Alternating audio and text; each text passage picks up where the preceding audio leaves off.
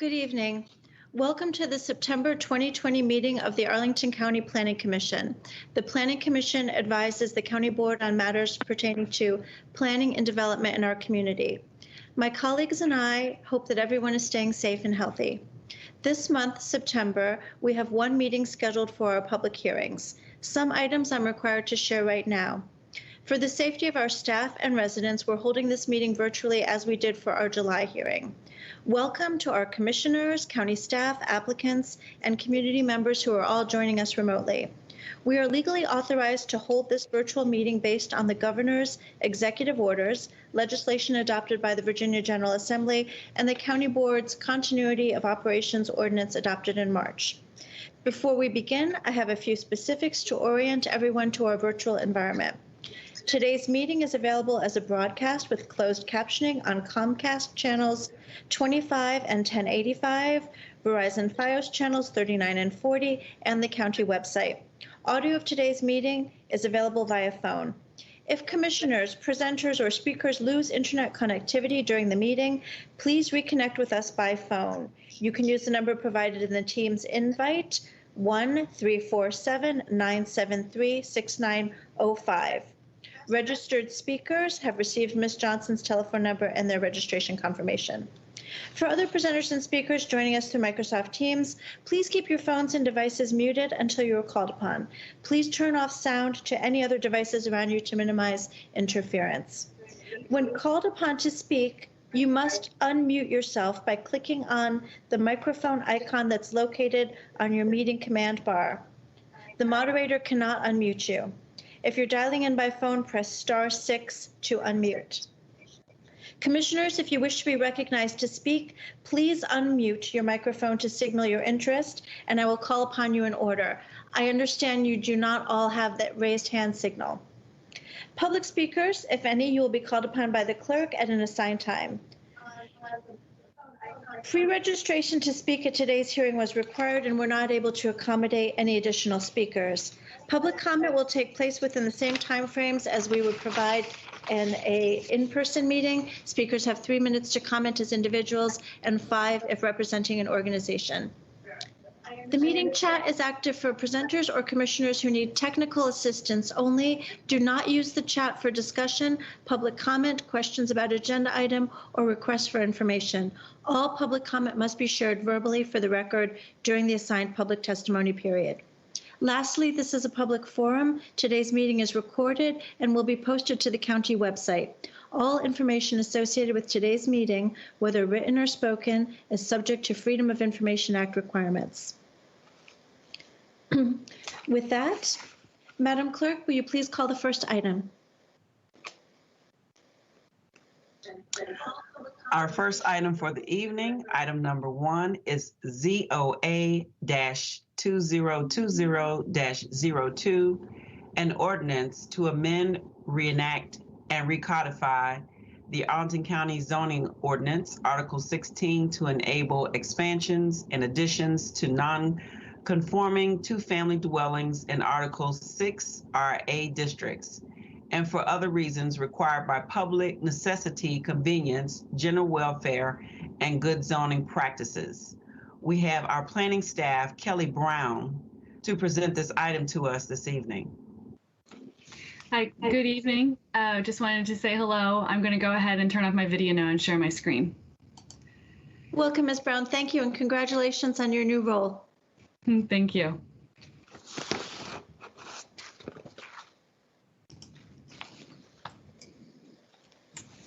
Okay, so thank you very much. Our team is here tonight to present recommendations for a zoning ordinance amendment to enable by right expansions and additions in non-conforming dwellings in RA, that is multifamily residential zoning districts. The limited scope of this amendment would permit additions to non-conforming two-family dwellings in RA zoning districts. This amendment would enable the same by right flexibility for two-family dwellings as exists in the R27 two-family zoning district, and responds to the County Board's guidance from a 2019 work session to support the preservation of two-family dwellings in RA districts and housing conservation district areas. In scoping this study, staff is also recommending to expand this flexibility to RA districts outside of the HCD areas as well, which I will cover in more detail in this presentation. And finally, this amendment addresses the Affordable Housing Master Plan goal to preserve and support existing affordable housing stock.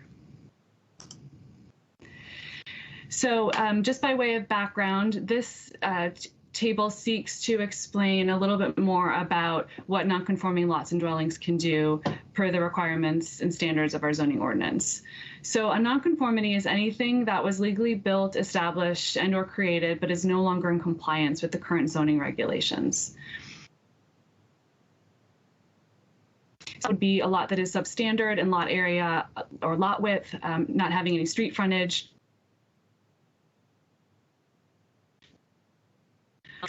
a maximum building height, footprint, or lot coverage. So in terms of the different types of dwellings that are governed by these provisions,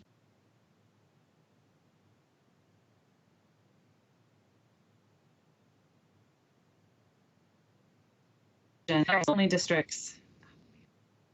Shoot, I think I just went out. Are you able to hear me? You are cutting in and out. Would you repeat the last couple sentences, please? Sure. Are you still seeing my slides? Yes. Okay.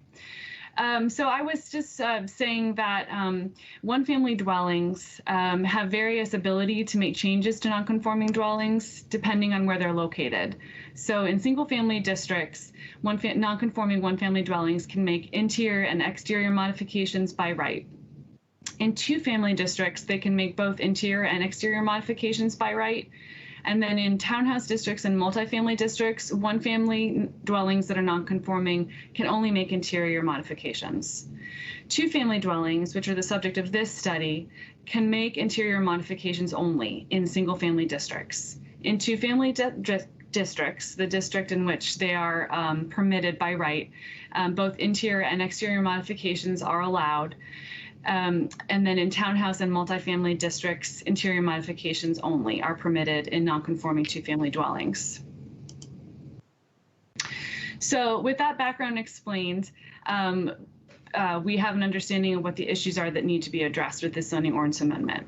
So exterior expansions and additions are not permitted in nonconforming two-family dwellings in multifamily RA zoning districts without a variance from the Board of Zoning Appeals. Nonconformities are very common in these zoning districts, given that almost all two-family dwellings in RA districts were built on lots that are now substandard in size relative to current minimum lot sizes or substandard as dwellings, encroaching on minimum setbacks established after the units were built. Thus, a variance is difficult to justify. So given that this is actually a housing type of value to the county, the proposal is to remove these limitations and enable additions and expansions to nonconforming two-family dwellings in RA districts by right.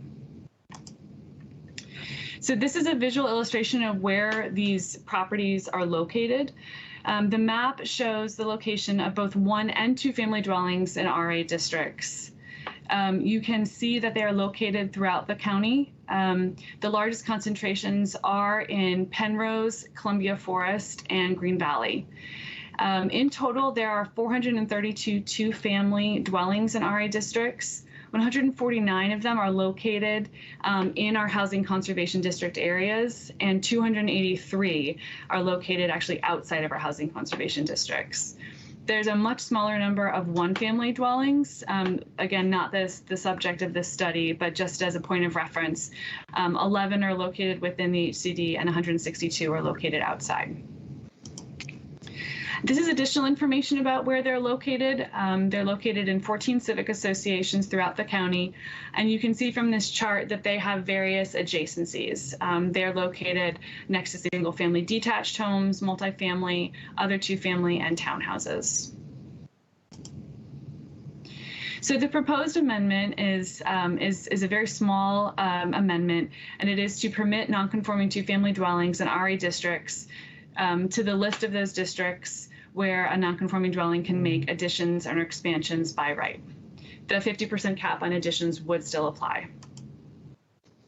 In terms of impacts, It would be incumbent as a changing this from the type of change that would need Board of Zoning Appeals approval to a by right change requiring only a building permit would mean that it would now be incumbent on property owners to gain permission in an active way from their neighbors to permit access during construction. Given the zero lot line, that would be necessary. But it's important to note that a Board of Zoning Appeals use, that's actually not applicable to RA districts, so I'll skip that bullet. But in terms of amendments, would enable additions consistent with approvals commonly obtained by the Board of Zoning Appeals in the past.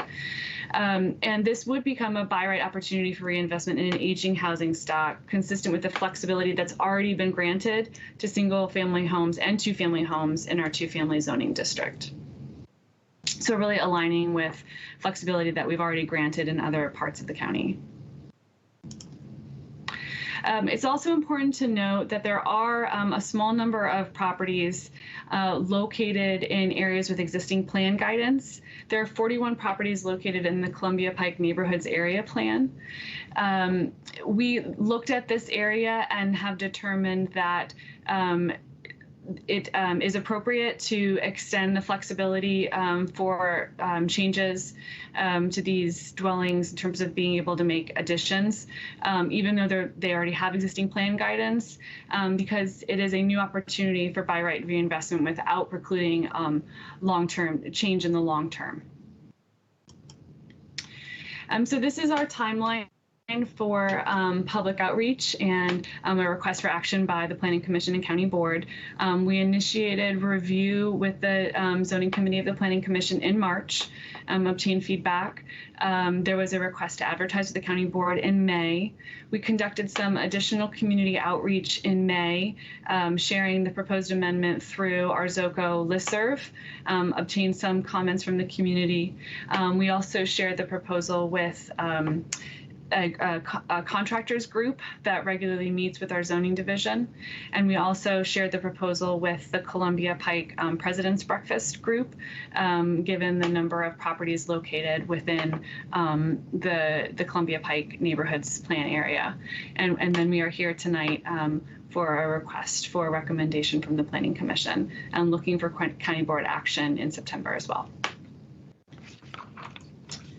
So with that, our recommendation is to amend, reenact, and recodify Article 16 of the Arlington County Zoning Ordinance to enable expansions and additions to nonconforming two-family dwellings in Article 6 RA districts, as shown in Attachment A of the staff report. And with that, I conclude my presentation, and I'm happy to answer questions. Thank you, Ms. Brown. Ms. Johnson, just confirming, do we have any speakers for this item? We do not have any speakers for this item. And are there any commissions in attendance that heard this item or weighed in on it? No, there were no other commissions that heard this item. Thank you. So the item is now with the Planning Commission. We'll turn to Commissioner Weir for a ZOCO report. Thank you all. So I have a very limited ZOCO report here. Just to say, you know, I'll leave the staff report and Ms. Brown's presentation to speak for themselves.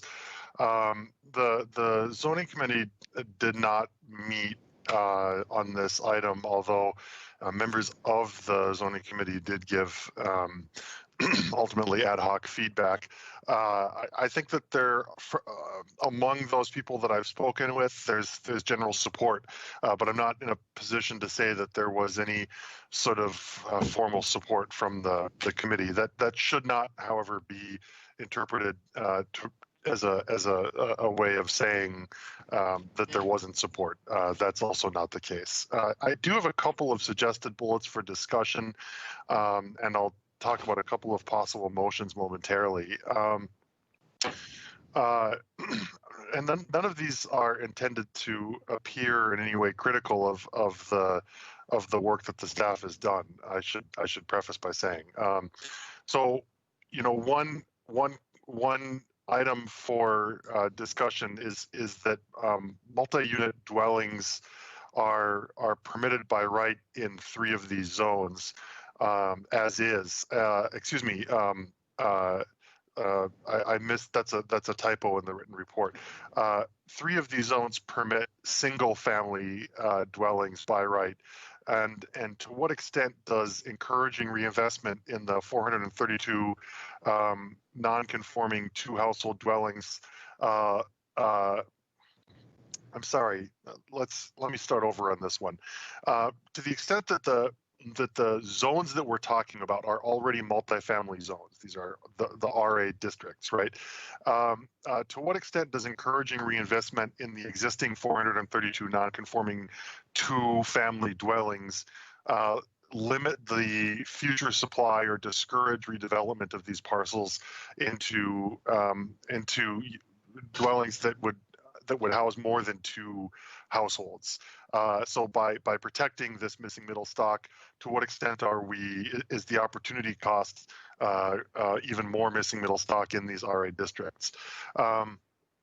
A second question is to the extent that encouraging redevelopment or reinvestment into these non-conforming 2-family units is meant to try to stem the redevelopment of these parcels into larger single-family dwellings.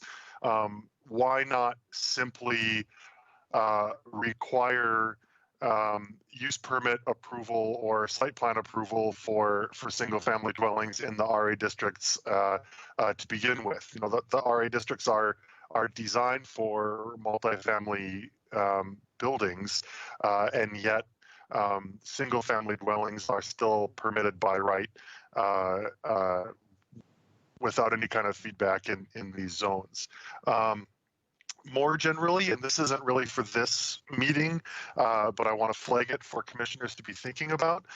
More generally, the staff report notes that the zoning ordinance work plan includes studying additional amendments to allow expansions and additions to non-conforming single household dwellings in RA zones. Nearly all of these parcels, you'll see on the map, are within 1/3 of the mile of the RB corridor, and most of the ones that are not are along Columbia Pike or another major transit corridor. And so I think that there's a question that the commission is going to have to struggle with a little bit here, but much more likely in the future, about whether should the county encourage preservation of ultra-low density housing to the exclusion of new housing that would house more people. And then, of course, as always, other topics as recommended by the commission. At this point, I am putting forward as a recommended motion, or I plan to put forward as a recommended motion, the county manager recommended motion. I have another one that I've included in the report that I flagged as subject to how the discussion unfolds. And since that is very much subject to how the discussion unfolds, you know, it's not really ripe to raise it at this time. So with that, Madam Chair, I yield the floor. Thank you, Commissioner Weir, for this thoughtful report. So I will try to characterize the main issues around which we will focus our discussion. The exclusion or the omission of the 1 household dwellings in the RA from the study, to what extent is encouraging the reinvestment in the non-conforming 2 household dwellings limit the supply? Sort of what Daniel was just saying, at what cost are we preserving these existing missing middle rather than encouraging redevelopment for a greater quantity of more missing middle? I would say that's his second bullet point on his written report. To the extent that, the third bullet point, and Commissioner Weir, please help me if I'm mischaracterizing these as discussion, perhaps considering the use permit or site plan approval for detached single household units. Perhaps staff can give us some guidance as to whether or not that's even an option. That's bullet point 3. And the staff report noting the work plan. Okay, and then the 4th bullet point for our discussion, should we have some different requirements for some of these units that are located so close to transit corridors, so that we're encouraging, in fact, greater density housing at those points, in keeping with some of the discussions we've had on site plans and so on. Are there other, yes, Daniel?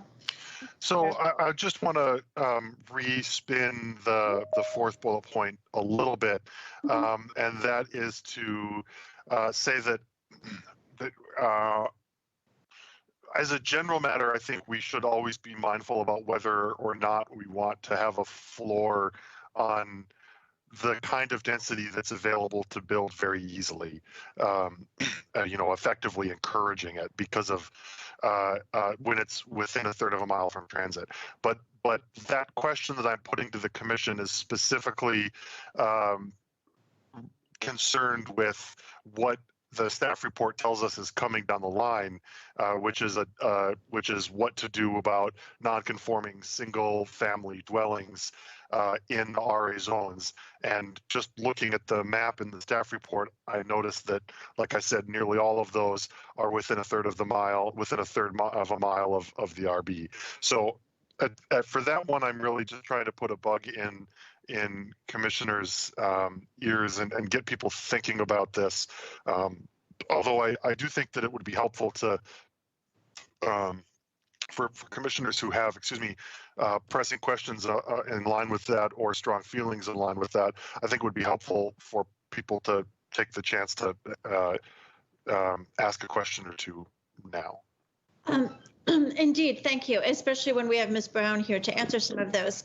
Commissioner Hughes, did you want to add to the list? I did. I wanted at the time for staff to opine upon the exclusion of the RA zoning within the HCD from allowing by right, just to have a little bit more understanding of staff's thought on that one. Thank you. I'm going to take a quick look and make sure there's nothing else anyone wanted to add to our list. And then with that, perhaps we'll give Ms. Brown an opportunity to address some of these first. Ms. Brown? Yes, thank you.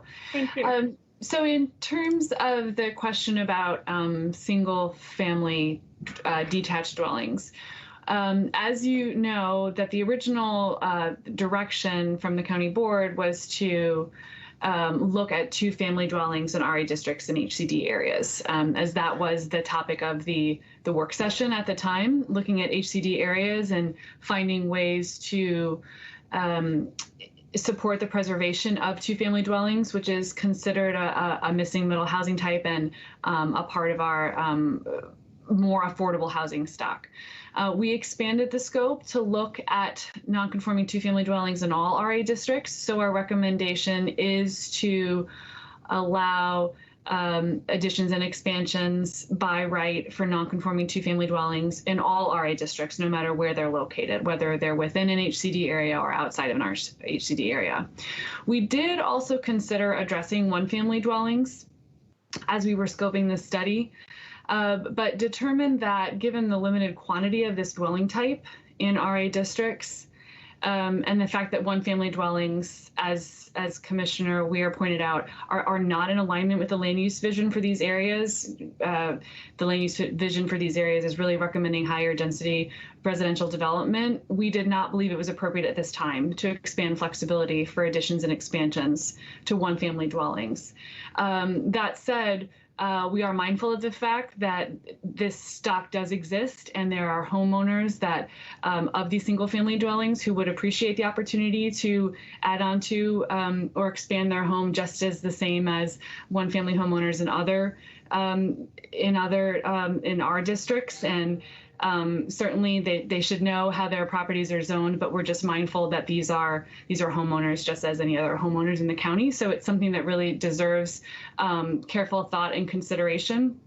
And so what we are recommending is that, and this is what was expressed in the staff report, that we would evaluate what to do about 1-family dwellings in RA districts as a future effort. And really what we're recommending is that the vision for RA districts and what is appropriate in RA districts in terms of uses and densities should be looked at through the missing middle housing study. So these are excellent points that are being raised, great questions, and something that we look forward to studying as well, just as part of a future effort. Thank you, Ms. Brown. Commissioner Weir, do you have anything else to add on? I think that's bullet points 1 and 4.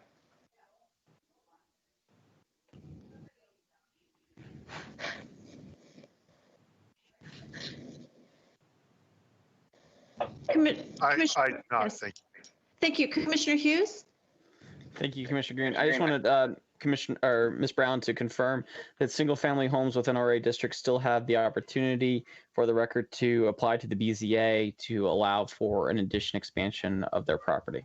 Yes, sir. Just for the record. Thank you, Ms. Brown. They'll do that, yes. Thank you. Let's move on then to the second bullet point, which is more of a discussion for us.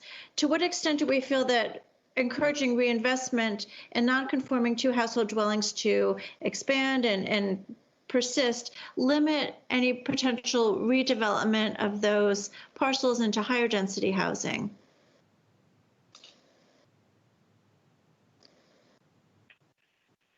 Commissioner Lantelmi? I'm not sure as a practical matter. It's a real concern. Yes, in theory, I absolutely agree it could be a problem. But given that these are fairly small lots, and in order to develop it into something much larger, it would probably mean consolidating lots, and it's very difficult to do assembly of multiple lots in residential zones. This is a question for staff. Are the RA districts covered by the county policy against neighborhood buyouts, where a developer comes in and makes offer to an entire block, let's say, in order to eventually upzone it? I don't know off the top of my head. That's something I'd have to find out for you. There might be other staff on the call that have more information on that, but I'm not sure. But in any event, I think that this is something that would be fairly rare, that enough lots could be assembled that it would allow a true multifamily to be put into place. Again, not impossible, but I don't think it would happen a lot. And I don't think even allowing someone to expand their house somewhat would really be a hindrance to that happening if somebody was really determined to go in and redevelop an entire area. Ms. Smith is on the call, and she has raised her hand. She may be able to shed some light on that. Ms. Smith? Thank you again for acknowledging. Just to chime in, the general land use plan resolution that was being spoke to, that really is targeted towards the single family neighborhoods, the policy for no consolidation of lots there. Okay, good. So it does not cover RA districts. That's correct. Thank you. Thank you. Cool. Commissioner Siegel? Yes, can you hear me? Yes. Oh, good. I wanted to know, I thought that was a very interesting question that Daniel raised, and I wondered, as staff scoped out, this is a question for Ms. Brown, as staff scoped out this issue, and I know you've been working on it for a bit of time now, did that concern come into your thinking or not? Staff is aware that there are that the RA districts are very specific in what can and cannot be built in terms of a single family home, a duplex, or a multifamily product. And so the scope of this effort really was to try to allow for more flexibility for existing non-conforming two-family dwellings to be added onto or expanded. That being said, it is definitely within the scope of future efforts that the Missing Middle Housing Study to look for opportunities to create, to make it easier to build small multifamily products in the RA districts, make it easier than it is today to do so. So I think that's how we would respond to that question about the trade-off, that where the real opportunity is creating more opportunity to not necessarily limit what you can do with what's there today, but create more incentive to build slightly denser products as an alternative. And that's what we look forward to addressing as a future effort. If I could just characterize that and make a small comment, I think that's the right approach. I think this effort, as I recall, when we had our meetings early on, was to try and give some relief to people owning duplexes in these districts, and that it would probably be better to take a more global look at several residential districts before making a determination about where additional density could go. So I think that was the right approach. Thank you, Commissioner Siegel. Commissioner Hughes? Thank you, Commissioner Guerin. I wanted to make a note sort of to opine upon this subject a little bit. I would have done it in ZOCO, but since we don't have that, I'll do it here. I kind of take the approach in thinking about the enhancement of the ability of a two-family duplex to improve its property in an administratively easier way as preserving the duplex option within our county and not encouraging the consolidation, which is allowed in the Glup-Smith model, because the product we would receive under the current zoning ordinance in a consolidation effort of duplexes would not be a micro multifamily dwelling. It would be a townhome development in all likelihood. So in my mind, the choice of allowing duplexes to enhance their livability in the modern world is far greater than the alternative of a new four-story wonderful high-end townhome. So just for everyone's thoughts. Thank you, Commissioner Hughes. Commissioner Steinberger? I think Commissioner Hughes really said that very well. That was sort of where my mind was. It's giving some additional flexibility, something that's already been available to non-conforming single-family dwellings, had an avenue for this already. And I think this is really sort of giving that same level of latitude to the duplexes, as discussed. I'm not particularly concerned that we're losing in some meaningful way the ability to get even denser housing in some of these corridors by virtue of this. I think this is another tool in our tool belt as we look towards missing middle housing. So I intend to support. Thank you, Commissioner Steinberger. I concur. Commissioner Weir?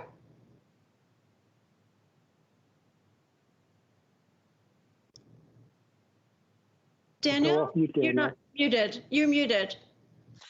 Sorry again. I also am planning on supporting it. The point that I want to make about consolidation and more versus less dense is that the if you take a look at the assessments, just to look at the assessments for some of the duplexes in Penrose and actually just add them together and divide them by the square feet, it's about $120 a square foot for most of the duplexes in Penrose, whereas an R5 house is about $105 to $110 a square foot in the same sort of 22204 area. It's really for someone who's got the money to put together $500,000 just for the land. It's not an appreciable difference to buy two small duplex lots that are adjacent to each other and market that as a 6,000 square foot lot that's steps away from Columbia Pike or close to the heart of Route 50 or whatever, and basically find a way to sneak in a larger lot than we would like to see in a way that has the ultimate effect of reducing the overall density in the area. I think that it's not likely now, but I also think that land values in Arlington aren't going down. And so we really do have to, until we have features in place that really strongly disincentivize the production of single family homes in RA districts, we have to assume that the market forces that have existed for the last 70 years are going to continue to exist, and that every opportunity to create that kind of a house is going to be built. And that's going to come at the cost of the duplexes. It just will. That's how it's going to work out. As far as the duplexes versus townhouses, I think that we have to look at what the RA districts give to us that encourage and discourage the profitability of different kind of buy right things. But at the end of the day, a townhouse development is going to add more housing supply to the county than preserving the number of duplexes that would exist there, and that's going to put downward price pressure on the existing supply. So I still support it, but I think that we do have to be cognizant of these dynamics. Thank you, Commissioner Weir. Commissioner Peterson, you were unmuted for a moment. Did you wish to comment? Yeah, I just wanted to say briefly that I agree with a lot of what's being said. I also plan to support this. I appreciate Commissioner Weir's concern that we are looking at an opportunity cost here in more development that could happen, or more multifamily properties. But from what I've seen in Arlington, it's going to end up being luxury properties. And unless there's a way that we can make sure that, losing 2 affordable houses isn't replaced by 4 luxury spaces, I don't know if that's a great opportunity cost. Thanks. Thank you. Commissioner Patel? I just want to go ahead and align myself here to the comments of Commissioner Weir and Commissioner Peterson, and really go to the intent and purpose of the amendment, of the zoning amendment, proposed zoning amendment. To the extent that we're looking at missing middle and we want to preserve this type of housing, and I don't know if I'm now being a little bit forward to where we are, but I look at the report prepared by Commissioner Weir and the proposed motion that was in there, and wonder if, as we're thinking about these things and opportunity costs and the intent and purpose of that zoning, the amendment to the zoning ordinance, if there needs to be the additional safeguard that has been identified in the proposed amendment. Thank you, Commissioner Patel. So with that, there's just one last issue that Commissioner Weir raised, and then we can see if there's a final round of comments. And that was the idea of requiring permit or site plan approval for detached single household units in those RA districts. Ms. Brown, is that something that's permitted, or did you consider that? It's not something we considered, as we were not looking at single family detached homes in the scope of this study. I think that is a question we'd have to ask, just from a legal perspective, what can be done in changing something from a by right use to a special exception use. Thank you. Commissioner Weir, do you have more you'd like to comment on, or are we ready for, Commissioner Hughes? I was hoping, again, that staff, for the record, could actually describe to us their thoughts with respect to not including the RA zoning duplexes within the HCDs.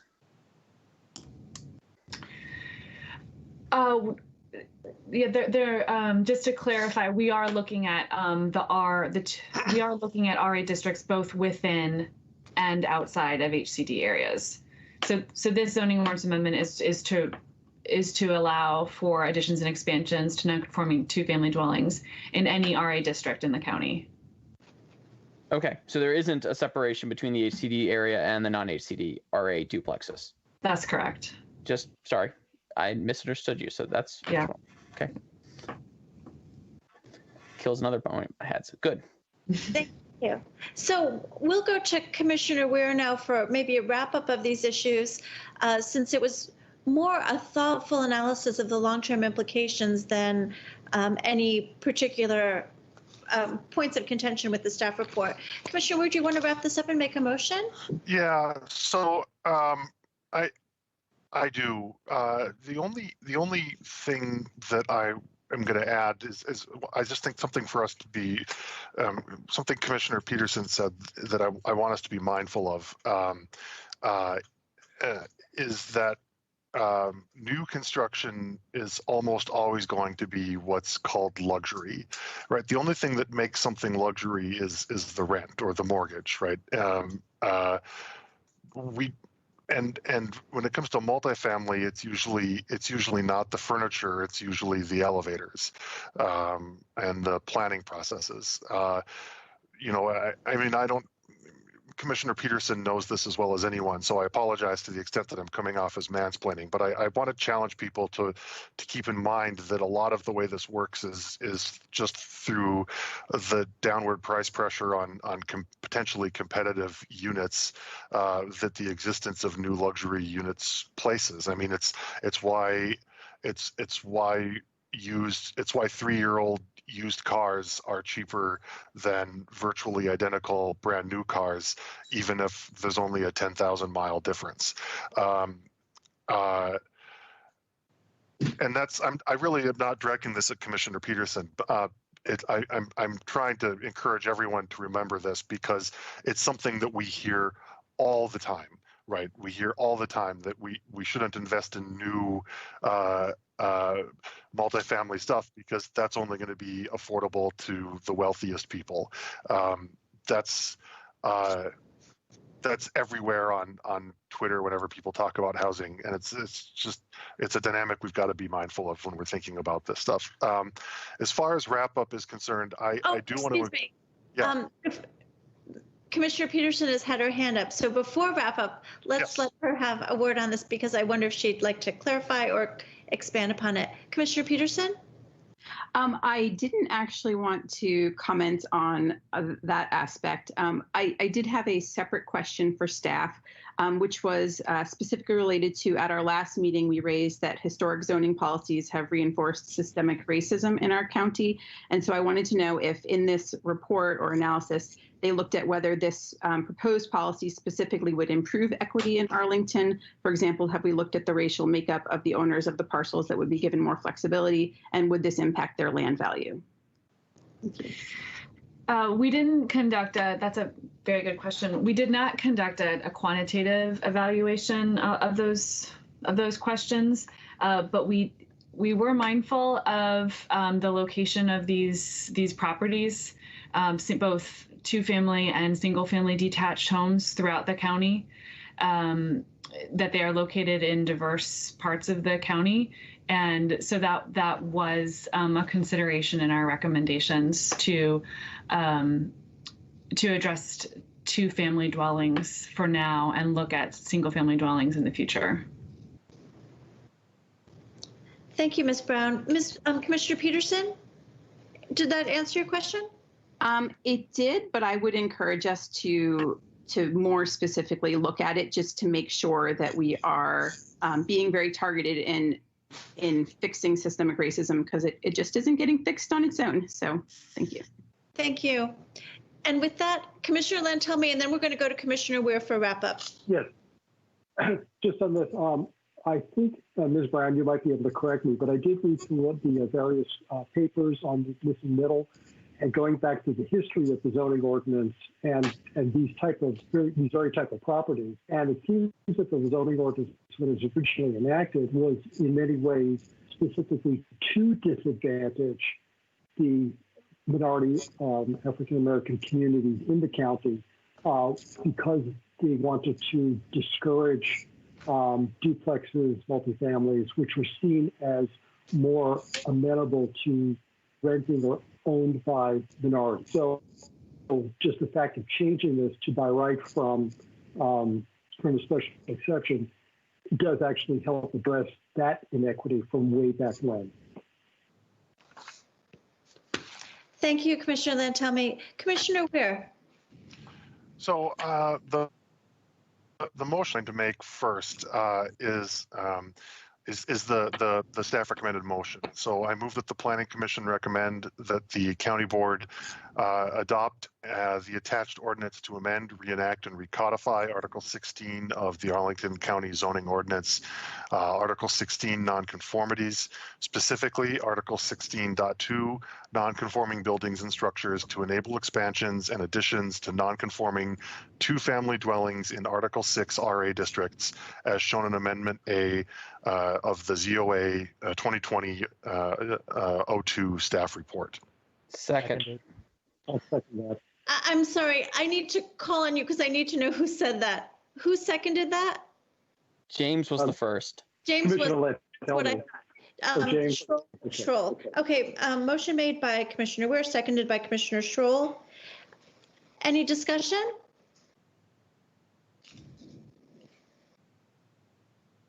Okay, with that, we'll take a vote. Commissioner Lantelmi? Aye. Commissioner Bagley?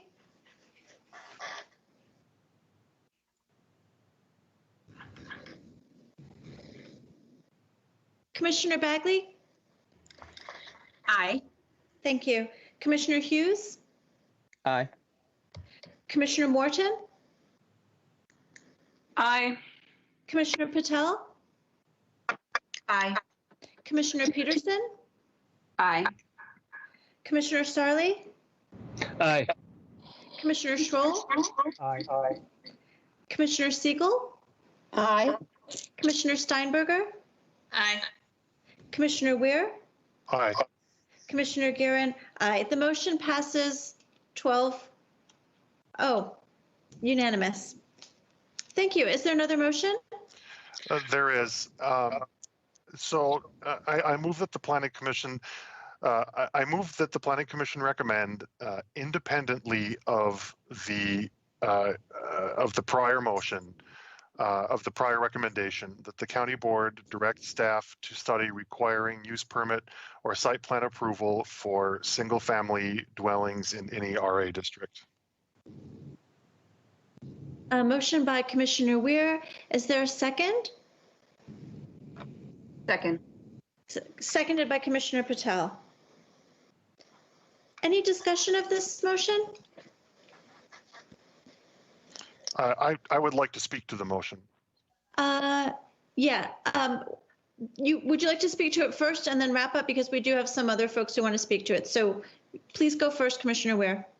Yeah, I think the point here is one. I want to put the county board on notice that there is one particular important thing, among other particular important things, to be thinking about as we move through this missing middle process. And in this case, it's do we believe that we should be encouraging using the zoning code, the zoning ordinance, to encourage the development of single-family dwellings in districts that we have already, as a community, decided should be for multifamily buildings. Like I said, the fact that they are zoned as RA indicates that as a community, in some way, shape, or form, we've decided that this is appropriate, that the highest and best use of parcels in these districts are not single-family housing. And you know, a lot of these districts are, for the most part, along transit corridors, along the RB, and we have really got to start in finding ways to make the zoning code encourage more equitable ways of building housing and ways of providing more housing than we're providing. So that's the general aim. I welcome. I would ask, Madam Chair, that you ask staff for their input on this, but I would be surprised if they're not already planning on doing something in the missing middle study. That said, like I pointed out, I really do want the board to be thinking along these lines as early as possible. And one of the ways that we as a commission can do that is in the form of motions of recommendations. Thank you. Thank you, Commissioner Weir. We do have some commissioners who wish to weigh in on this, but first, Ms. Brown, would you like to take a moment and share your thoughts on that? I I think that Commissioner Ware is pointing out the importance of conducting the missing middle study to determine what types of housing we want to encourage that are either underrepresented or don't exist in Arlington, and determine where they should be located, and then look at our zoning ordinance to determine how it needs to be amended to support those recommendations. So I don't think staff is not in a position to comment on this sort of a recommendation, though I think when we do ask that those 4 equity questions, it will be very important to look at that, to look at the potential impacts of limiting opportunities for homeowners of single family dwellings, that have potentially been homeowners for many, many years, to be able to make improvements moving forward. So we would just really want to be looking at those impacts as we would look at the impacts of any recommendations under consideration. Thank you. We'll go in this order, the order that people raise their hands or unmuted for comments. Commissioner Hughes, Lantelmi, Siegel, Morton, Commissioner Weir, you will certainly get a chance to do wrap up. Commissioner Hughes? Thank you. Would staff mind putting on the screen the map, or Commissioner, Madam Chair, would you mind asking staff to put on the screen the map of the various lots under consideration, because it'll sort of highlight, I think, what my concern and point is with respect to the particular motion in front of us. Thank you, Ms. Brown. Thank you, Ms. Brown. Yes. Yes, Ms. Brown makes this bigger. My concern is sort of twofold, Commissioner Weir, and there's no reason to respond at this point. I'll still listen it all the way through, and I haven't yet made my mind. But at the moment, I'm tending towards a non-agreement with the motion for the primary reason that the single-family homes that are located within the RA districts here are rather randomly dispersed, and it's not a coherent clustering transition or truly conscious thought in my mind from how I review it. And an area of mine that I do know very well happens to be down the street from me on South Walter Reed, and it's that very little blue-red spot there just off the pike, and it goes multifamily, multifamily, single-family, single-family, multifamily. It's blue-red for a reason there. And one thing I do note about it is it helps to deliver some of our most affordable single-family home stock that we see, just because at the moment there's a far more market preference for the differentiation of the single-family neighborhood to the multifamily neighborhood. And so at the moment, I don't really want to encumber these homeowners with functionally a rather restrictive zoning overlay, given that it's not a conscious purpose of a plan like a missing middle study that staff's outlined that derives how we transition from high-rise multifamily middle to single. And at the moment, it's an artifact. So at the moment, Commissioner Weir, I'm not supportive of it, but I'm open to listening to my colleagues and possibly revising it. But I just want folks to think about that as they move forward. So Commissioner Gearing, thank you for the floor. I yield. Thank you, Commissioner Hughes. Commissioner Lantelmi? I'd like to join with Commissioner Hughes' comments and add this. I too am a bit squeamish about adding additional hoops for existing homeowners to go through, but I do have a question for staff on this. I did see the matrix she had up on the screen about that right now the single families and RAs can make these changes by right. Is it also true that someone could build a brand new, scrape a site, build a brand new single family by right in an RA district? Yes, that's correct. It is possible. There are minimum lot size requirements. I believe that it's 6,000 square feet as a minimum lot size requirement. Okay. The reason I'm asking this is I think I would be more comfortable in voting for an amendment that says that it is no longer by right to build a single family detached house in an RA district, that you'd have to jump through additional hoops. I don't want to burden existing homeowners who just want to improve their existing house, but for someone who wants to go and scrape a site and build new, I think it'd be eminently reasonable to just ban by right single family from RA districts. I would be willing to vote for that. I'm not willing to vote for the amendment as currently offered. Thank you, Commissioner Lantelmi. Commissioner Siegel, then Commissioner Schroll. Commissioner Siegel, then Commissioner Morton, then Commissioner Schroll.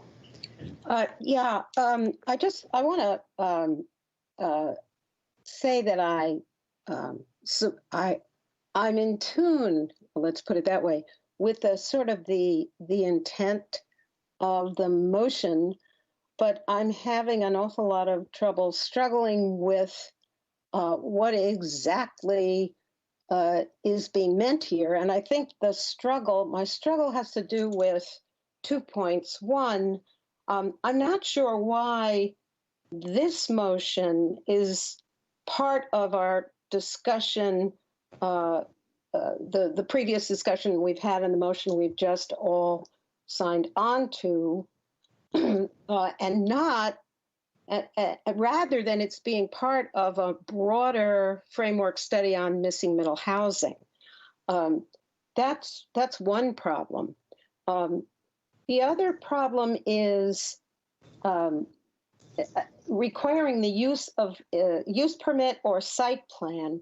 I'm not exactly sure from that language what elements I'd have to consider in order to to recommend to the board a direct request or demand of staff that they find a way to use these tools. I'm totally uncomfortable with that. While I do sympathize with the thinking that Commissioner Weir has put into the current study and appreciate his comments. So I would be more happy with, and I can't give you language for this, a sort of sense of the commission that tools such as use permit, site plan, or other tools yet to be identified. I think of the URD, Unified Residential Development, which is a tool for a different set of circumstances. For example, as another tool that we use to just sort of jump on this without further scoping makes me uncomfortable. But something about maybe a sense of the commission motion, I would be a little more able to support. But the language in this form, I don't think I can. Understand. Thank you. Commissioner Morton, then Commissioner Schroll. I had the same question as Commissioner Lantelmi, and I'll associate myself with his remarks. I had the same question and concern about differentiating a brand new single-family home, which I'd be more inclined to support from an existing owner's expansion. I wasn't sure from the proposed motion what it entailed. If it's still the one that I'm reading from yesterday, it says site approval for single-family dwellings. And I'm not sure if there's any distinction there between a brand new one or an expansion.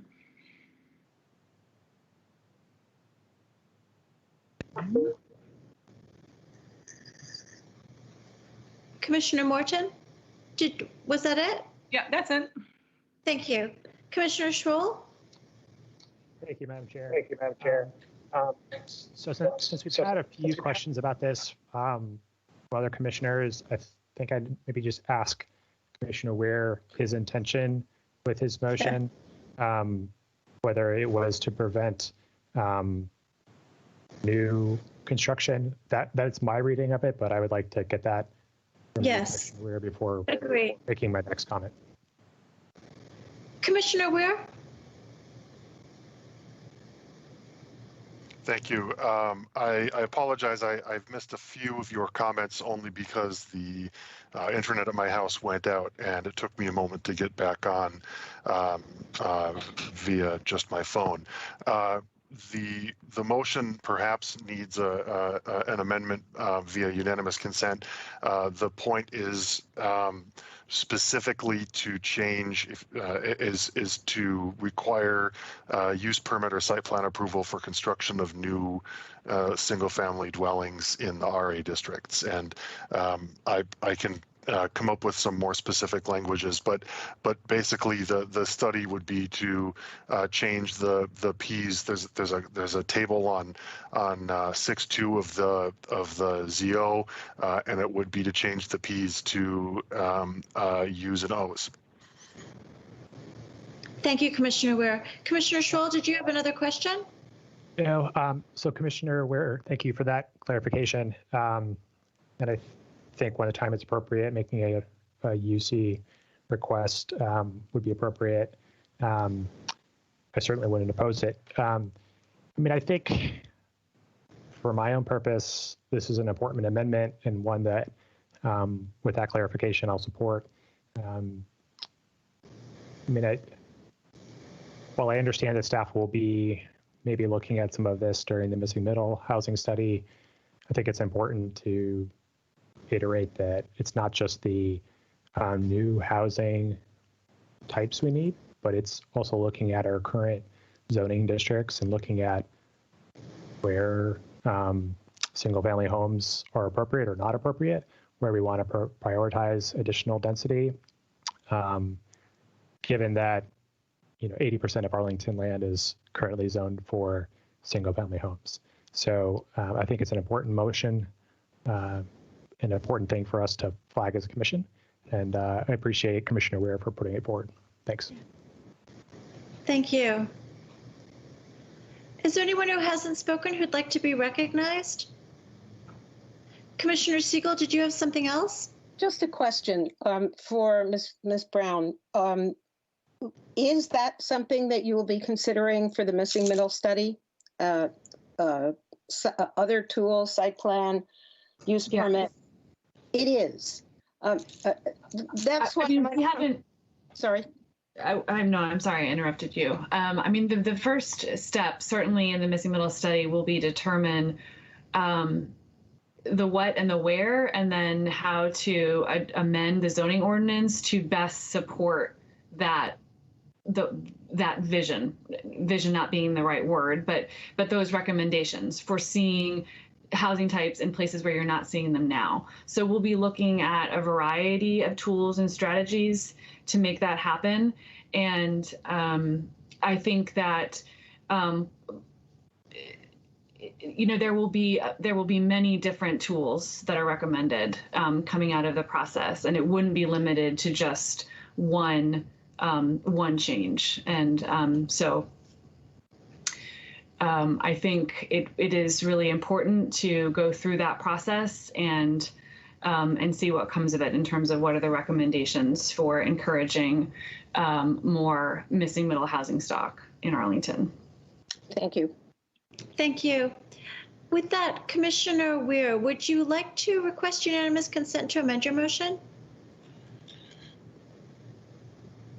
Yes, I seek unanimous consent to replace the motion with the following. I move that the Planning Commission, independent of its prior recommendation, recommend that the County Board direct staff to study requiring use permit or site plan approval for construction of new single-family dwellings in any RA district. Commissioner Garrett. Commissioner Siegel, did you wish to be recognized? I do. As a friendly amendment,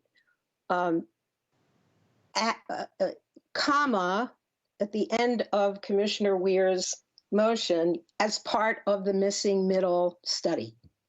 If he could, I would ask unanimous consent for that language to be added. If he could do that, I think I could support the motion. I don't think sorry. Yeah. That's not how unanimous consent requests work. Right. Okay, so we don't have unanimous consent for this. Is that correct? That's correct. Yes, Commissioner Siegel objected, so Commissioner Ware should just make it as a motion. Oh, okay. Well, I'm sorry that I missed a beat.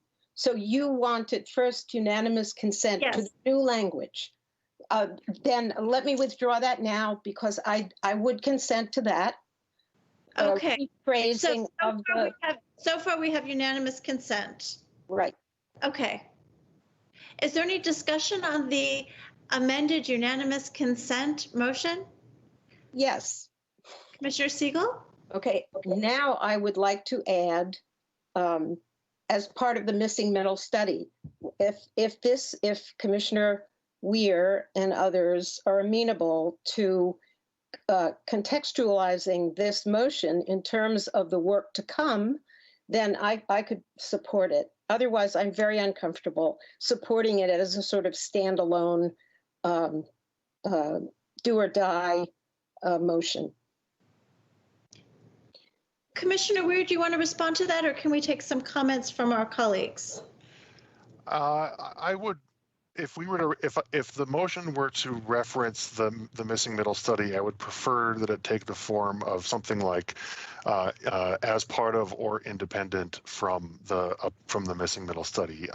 The point is the recommendation, not the the point is to the recommendation to the board, not so much the part of the work plan that the recommendation end up being implemented in. Okay, understood. Commissioner Peterson? I just wanted to say that I tend to agree with Commissioner Siegel's point that we do have a process going on right now, which is assessing the best tools for the county. And we don't necessarily want to get ahead of ourselves in making a specific recommendation if in a short time a report will come out that says, actually, that's a good recommendation, but we have a better one, but we've already made a recommendation to the board. So I tend to agree with Commissioner Siegel. Thank you. Thank you. Commissioner Hughes? I'll second Commissioner Peterson's comments and add further to Commissioner Weir if he wishes to. But I'm concerned. I don't think the zoning ordinance terribly differentiates between a developer rebuilding their house and someone rebuilding their single-family home that burns. So I do want to just be clear that as part of a comprehensive study, I definitely can support it. But that we know is going on. But independent of it, I'm not necessarily there yet.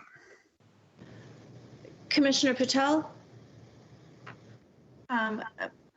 May I just hear Commissioner Weir repeat the motion, the current motion as it stands right now, in order to better understand the last three comments? Sure. Commissioner Weir? I move that the Planning Commission, independent of its prior recommendation, and just as a parenthetical, the prior recommendation is the one that we just adopted, independent of its prior recommendation, recommends that the county board direct staff to study requiring use permit or site plan approval for construction of new single-family dwellings in any RA district. So, Madam Chair, if I may just address that now that I have the clarification. Yes. Okay. I actually would agree to, I'm actually in support of this motion. I don't think that the language in and of itself limits us in terms of contextualizing it with any missing middle study or anything else that comes down the pike. It's just asking the county board to ask staff to look into this a little bit further. So I don't think that there's any problem. I don't see any particular problem with the way that the language currently is as proposed in this current unanimous consent amended kind of motion. Thank you. Thank you. Commissioner Schroll, can I ask for your guidance here? There's some confusion about where I stand with the motion. Sure. So I'd just like to ask Commissioner Siegel if it was her intention to make a motion, or was she asking for where her colleagues stood before she made a motion? No, it's in the form of a friendly amendment to the current motion to contextualize by adding in the context of the missing middle study, because as Commissioner Peterson said, we do have an ongoing process. And I think these things really do need to, if it is a suggestion, well, I won't go on supporting my approach. You're just asking me. Yes. Intentions. Yeah, my intention. So I was just a friendly amendment, and if it's rejected, then forward, Jane. Thanks. So, if it's a friendly amendment and it's rejected, then I can't support the motion. So that's my views. I appreciate that, Commissioner Siegel, and just a friendly reminder to folks: there aren't such things as friendly amendments. So if folks want to ask for where people stand on things before, asking for unanimous, their mover to make a unanimous consent request or, making motions themselves, that's okay. But I would just, advise folks to, when they want to make motions, to just move them or, I guess there's nothing such as a friendly amendment. So right now, the way I understand it, we're having a discussion on the motion that's in front of us. We can have a few more comments on it, and then perhaps we should vote on it and see where it goes, or make an amendment that is seconded. Correct. Thank you. Thank you, Commissioner Schroll. Let's see, Commissioner Peterson, then Commissioner Patel. I just wanted to thank Commissioner Patel for asking that the proposed amendment be read aloud again. I missed that it was requesting a study of it, which does seem like it encompasses in the current, or it would be part of the current missing middle study. So I do plan to support the amendment as is. Thank you, Commissioner Peterson. Commissioner Weir. The only thing that I would add is that I think that limiting it to, I respect Commissioner Siegel's point. My concern is that limiting it to the scope of the missing middle study would limit the recommendation more. It would limit the recommendation more than it would expand it. I think that the scope of the missing middle study is I don't know how flexible it is. My concern is that the study be done. If it's done as part of the missing middle study, that's great. If it's not, I wouldn't want to see it not be done just because the board would be reluctant to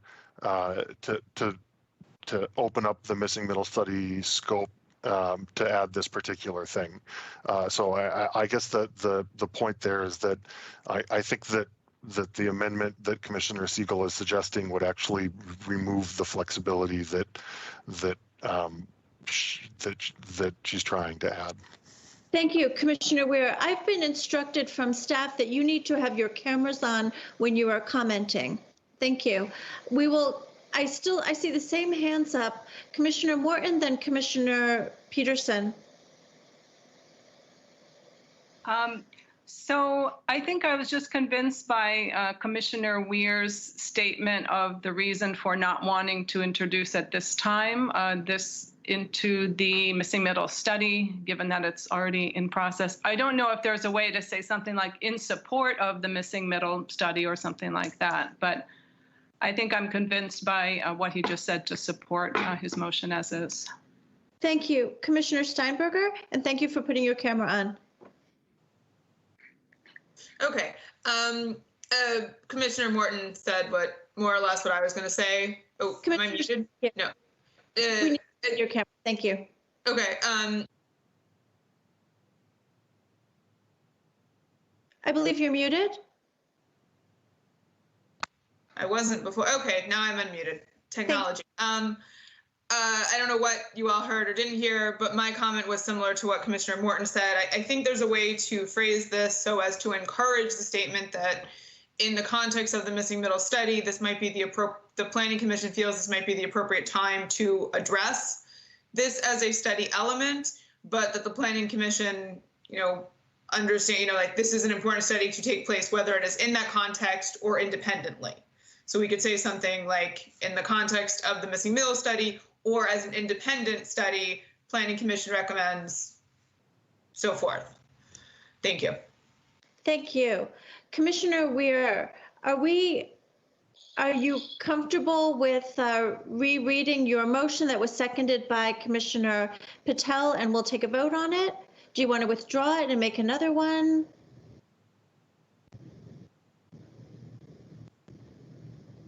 Commissioner Weir? I'm sorry. In trying to get my camera back on, I had to disconnect and reconnect. So I missed the end of what Commissioner Steinberger said, and I missed your question. More importantly, Commissioner Steinberger, could you very briefly reiterate the end of what you said for Commissioner Weir? Okay, I don't remember what counts as the end, but essentially, I think there's a way to indicate that in the context of the motion that you've laid out, that the Planning Commission recommends either in the context of a study, in conjunction with the missing middle study or as an independent study, that we wish to have, this looked at in terms of a use permit. It's similar to what Commissioner Morton was saying. So if you heard Commissioner Morton, you maybe didn't need me to repeat that.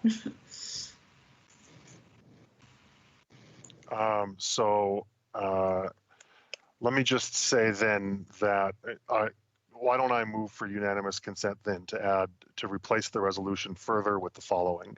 I move that the Planning Commission, independent of its prior recommendation, recommends that the County Board direct staff to study, then in a parenthetical, either in the context of or independent of the missing middle study, and parenthetical, requiring use permit or site plan approval for construction of new single-family dwellings in any RA district. Now, I'm also going to paste this into the chat, not because it's the official record, that will be provided and I can read it aloud, but so that people can see it in writing if they want to.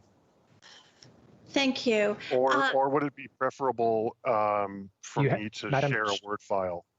Madam Chair, you have to ask whether there's any objection. I'm looking for that right now. Thank you. Please do not put your hand or your microphone on unless you do not support this. We're trying to see if we have unanimous consent. Indeed, we do. Thank you very much. Yes, Commissioner Schroll, did you have a recommendation as to how Commissioner Weir should share this? No, Madam Chair, I was just making sure that we got Thank you. just so we got unanimous consent. Yep. Thank you. We do have unanimous consent. Thank you, Commissioner Weir. Thank you, colleagues, for your patience. Commissioner Patel, you've had your hand up for a while. It may be too late. I mean, I still continue to align. I mean, I'm not objecting in any way. That unanimous consent is not ruined by this next comment. But I just don't think that this parenthetical means, quite frankly, anything, because it's saying that it can be done irrespective of the missing middle study. And so I think that whatever, I think we're using some words that are unnecessary. Nonetheless, I want to kind of note that somewhere. It's of no moment, I think, to add that parenthetical, other than, I guess, maybe to Thank you. To satisfy something. Yes, I appreciate that. We have a bunch of lawyers who understand the language very well. Okay, with those comments, I think we're ready for a vote on this amended second motion. I'll call on you in the same order as last time. It's just the order in which I made the list. Commissioner Lantelmi? Aye. Commissioner Bagley? Nay. Commissioner Hughes?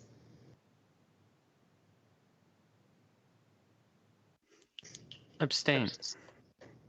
Commissioner Morton? Aye.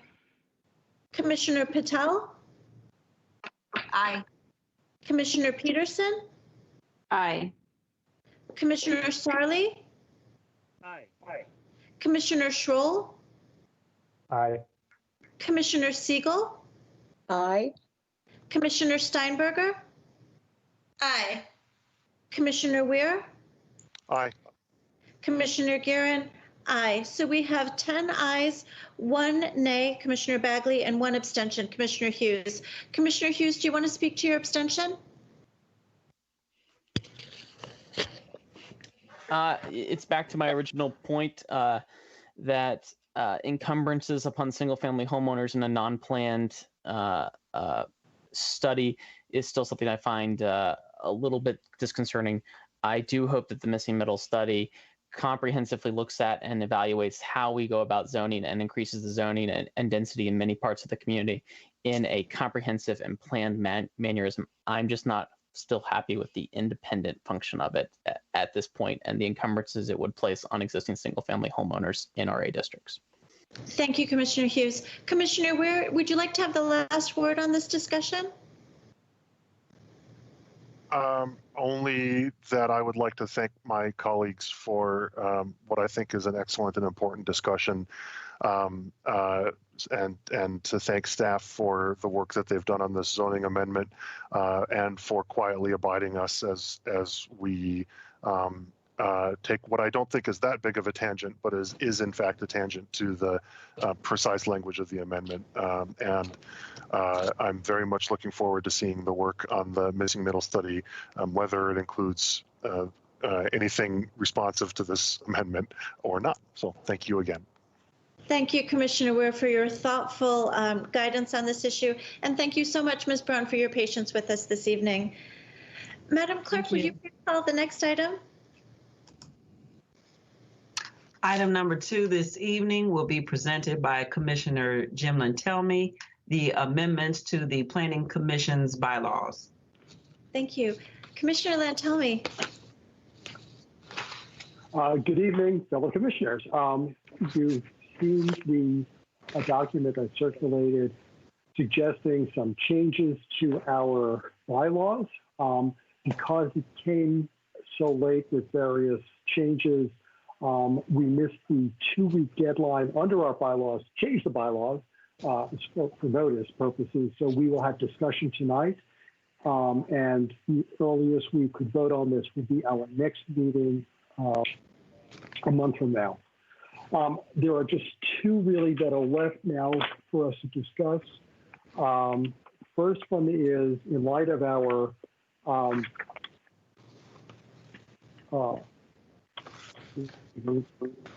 notes here. The first one, in light of our statement that we did at our last meeting in July, is to make a small change, but I think a significant one, to the beginning language of our bylaw. We would change the existing language to read, for Article 1, Section 2, the Commission's purpose is to promote the orderly development of Arlington County, the county, and its environs in order to equitably improve the public health, safety, convenience, and welfare of its citizens, and to advise the county board on that subject. The change, of course, as you've noted, is to add the word equitably here. In light of, our main job, of course, is as keepers of the comprehensive plan to make sure that our recommendations are consistent with that to our county board. I believe that as we move forward with our comprehensive plan, we will be in various ways adding equitability as a descriptor, a standard, wherever possible, again, within the constraints of the Commonwealth law. So this will be adding within that this is something we will be considering as a factor in our deliberations in making our recommendations. And this also should pass muster in that it keys off the language in the Code of Virginia. So I believe and I have consulted with the county attorney who has, he is not objecting to this language. The second one is, our second change I'm proposing is the deletion in Article 2, Sections 2 and 3. They're currently reading, all members of the commission shall be residents of the county. The second one is Section 3, at least 1/2 of members shall be owners of real property within the county. The real target of this is the Section 3, the owners of real property being a requirement. Again, this is something that I don't have the full history of this, but based on the history of zoning in the state of Virginia, the Commonwealth of Virginia, the effect of this is to be inequitable in the sense that there is a disparity in the racial makeup of property owners within the Commonwealth. White people tend to have a higher percentage of home ownership than people of color do. While the county board has done a very has made efforts to have diversity on the various commissions, and our planning commission, what this does as a practical matter is it shrinks the pool of candidates within the Commonwealth for membership on the planning commission. simply because of the disparity between people of color and white people in ownership of real property. There really is no reason for it to be in our bylaws. It is, unfortunately, an artifact, and it still exists in the Code of Virginia. It is something that I would certainly recommend that be changed. I would hope that our county will make that one of on its wish list for Richmond. But I think that we can move right now to eliminate it from our bylaws as not necessary, since we have to follow the Code of Virginia anyway. That way, if the Code of Virginia, at the time it does change, it will immediately be in effect. We will not have to do anything further. By replacing that with simply membership shall be consistent with the Code of Virginia, that makes it self-executing in the light of any changes to the Code of Virginia. And there's no reason then to have Section 2, all members that shall be residents, because again, that is also part of the Code of Virginia. So it combines the two of them into one that is self-executing. Open for discussion now. Again, we're not voting on it tonight. This is something that should we get language we all concur with, we bring it for a vote at our next meeting. Yeah, so clarifying questions for Commissioner Lantelmi, and thank you for taking the lead on this. This was something that was sent around to everyone, and it's something that we talked about at the last meeting, including some reference to equity in our bylaws. And then under review, we realized that we have a requirement for home ownership that is currently a state requirement, but we would like to change that so that when the state does, we can as well. Commissioner Hughes, and then Commissioner Siegel. So first, I want to thank Commissioner. Let me turn on my video. Sorry, you guys get to see my lovely face. Yes, thank you. Also means I can't recline anymore when I'm making these comments, but that's just for my little secret. But I want to first thank Commissioner Lantelmi for working his language. He and I had opined upon this subject earlier, and I admire his aspirations for the General Assembly to agree with his proposed changes. But should such a day pass in the Commonwealth, I do think, as I've mentioned to this commission before, and I think it's exceptionally important in a county like ours, we have so many commissions in this county, and it is very much forgotten that our commission's charter is from our state code. And sometimes with everyone's commission being there, that is something that's lost and forgotten. And so I do appreciate the reference to the state code in the bylaw change, and I think it further amplifies that. And I wish Commissioner Lantelmi best regards with respect to the Commonwealth changing these requirements inside of the code. Thank you. Thank you, Commissioner Hughes. Commissioner Siegel, and then, okay, Commissioner Siegel. I too want to thank Commissioner Lantelmi for this work. I know he advanced justifications earlier on, with which I found occasion to dialogue with him about the meaning of certain aspects of the justification, but the end result, I think, is very good.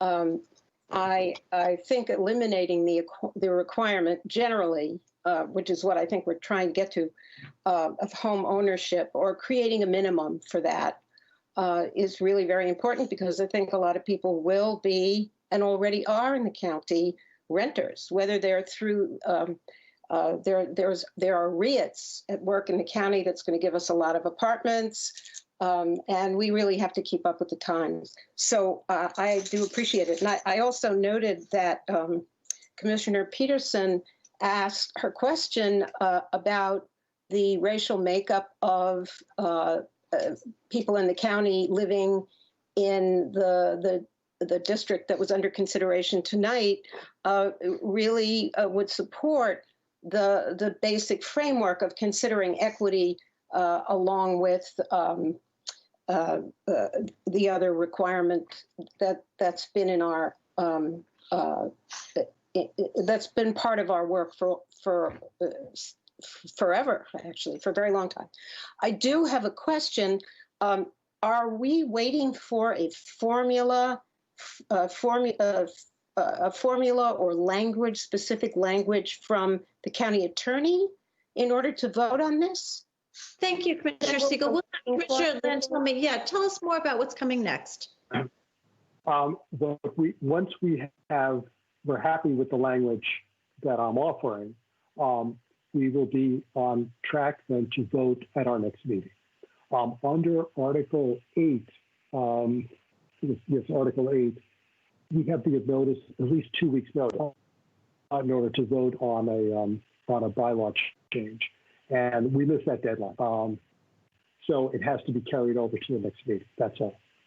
Thank you. Commissioner Weir?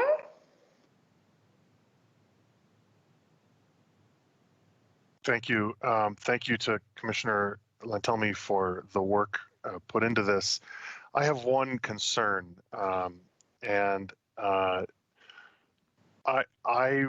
would like to see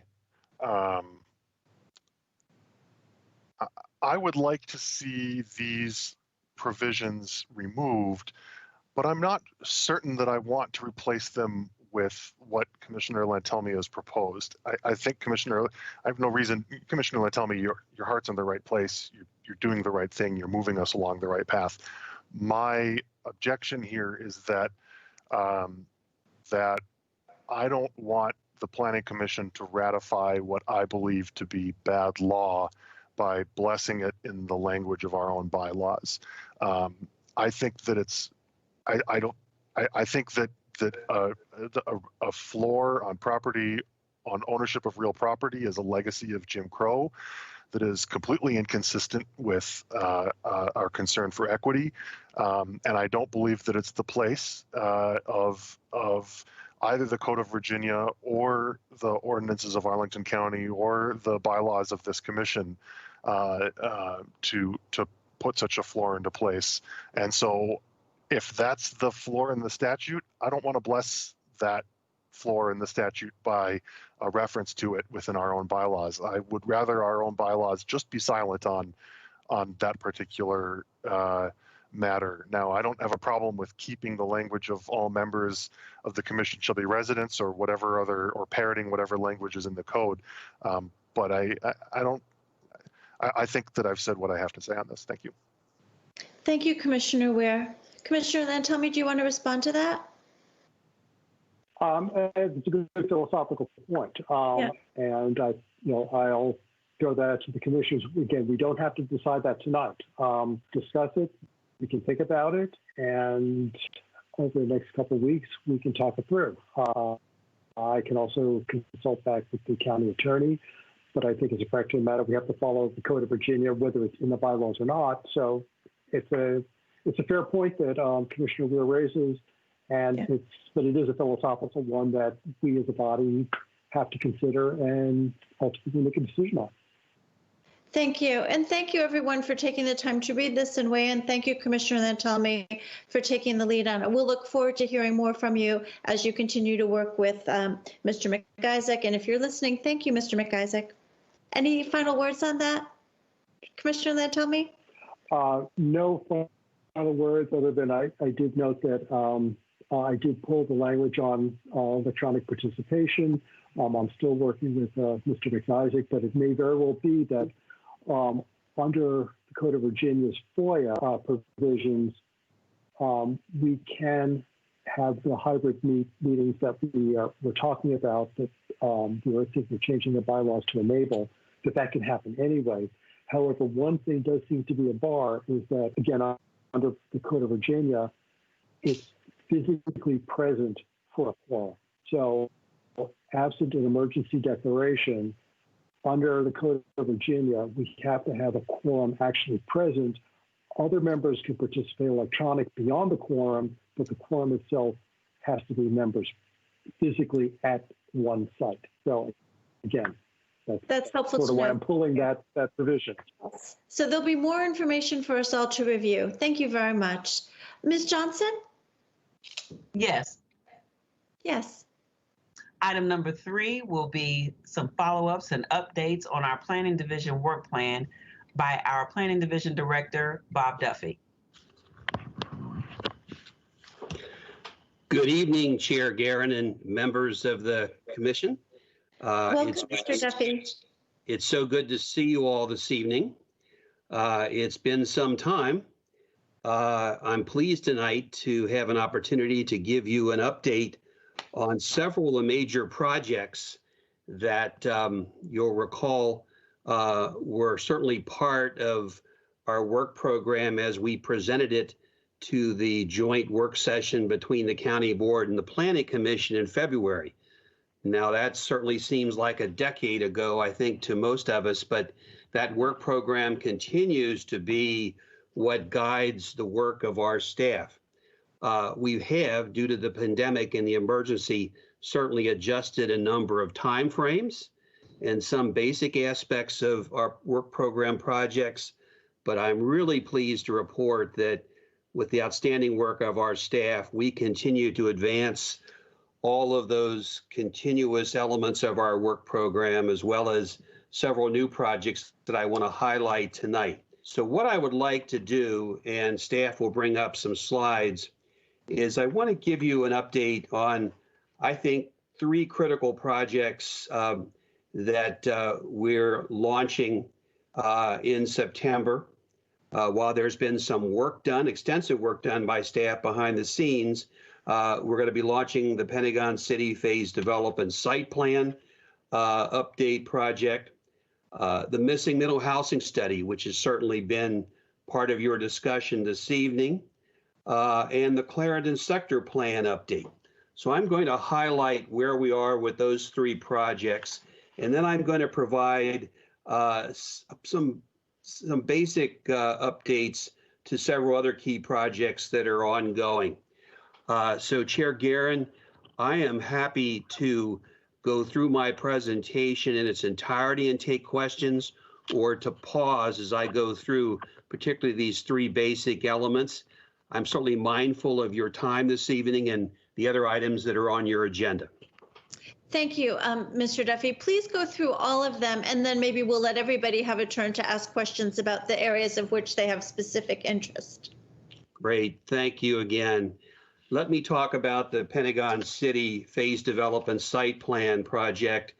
As commissioners will recall, some time ago, Matt Matuzik, who's serving as our planning supervisor for the Pentagon City, Crystal City, and Pentagon and Potomac Yard area. He's been leading this effort, and he provided you with I think, an overview of the history and background, and certainly the scope of the Phase Development Site Plan update. There is a web page that is provided at the bottom of this slide that can give you a great deal of information and background, again, that leads up to this effort. But over the last several months, we've made a number of great strides, I think, in preparing to launch this.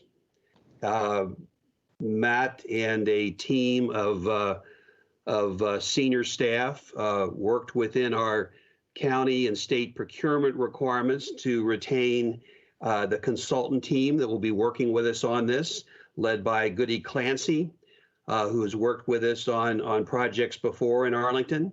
We're fortunate to have Olin Studios from a landscape urban design standpoint, who have worked in Pentagon City prior to this, as well as Sarah Woodward with WZHA, which is our economic and development consultant. So we have a great team that we're really excited about.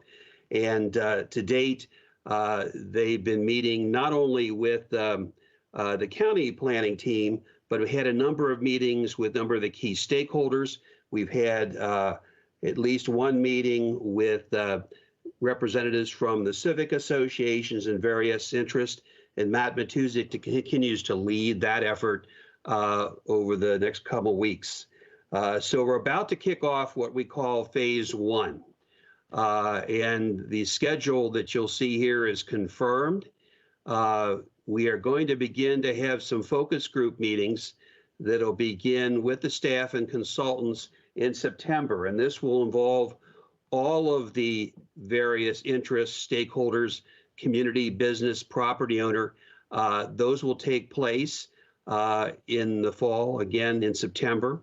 We're working towards a formal kickoff with the community at large, a virtual meeting the end of September on the 24th, and the first workshop that will occur in October that will focus on guiding principles. And I want to recognize that part of the consideration of guiding principles for this effort will certainly bring into play those sustainable principles that were developed by the civic associations and other parties last year and early this year. The transportation analysis that's been completed by DES and their team is significant.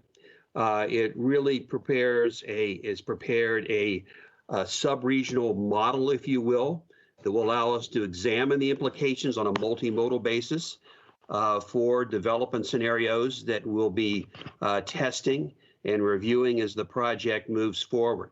So again, just an overview for the Pentagon City study. We're very excited about kicking this off. And again, Matt Matuzik will be leading this. We'll be working very closely with the LRPC. I know that Mr. Matuzik's had discussions, I believe, with LRPC members and commissioners about this. And we'll look forward to ongoing briefings as this project proceeds. So let's turn to the missing middle housing study, which was really part of your discussion this evening as you were talking about the two-family ordinance amendment that you recommended the county board consider. As you recall, we launched an important program for Arlington housing that we describe as Housing Arlington, which has a number of elements to it, including this missing middle housing study, which really will focus on, again, some of the issues you touched on tonight in terms of the where, what types, what is the status of Arlington's housing supply, and where are there gaps that can address the issue of equity and housing choice and affordability in Arlington.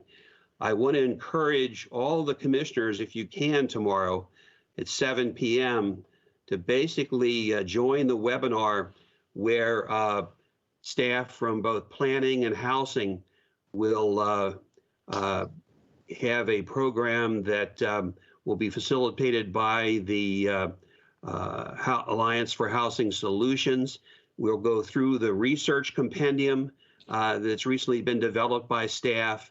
And again, it should be an interesting discussion and really an early part of what will be a major community conversation about land use and zoning and housing policy in Arlington County that I think, as you heard from staff this evening, will involve many months, many participants, and many voices will be involved in this.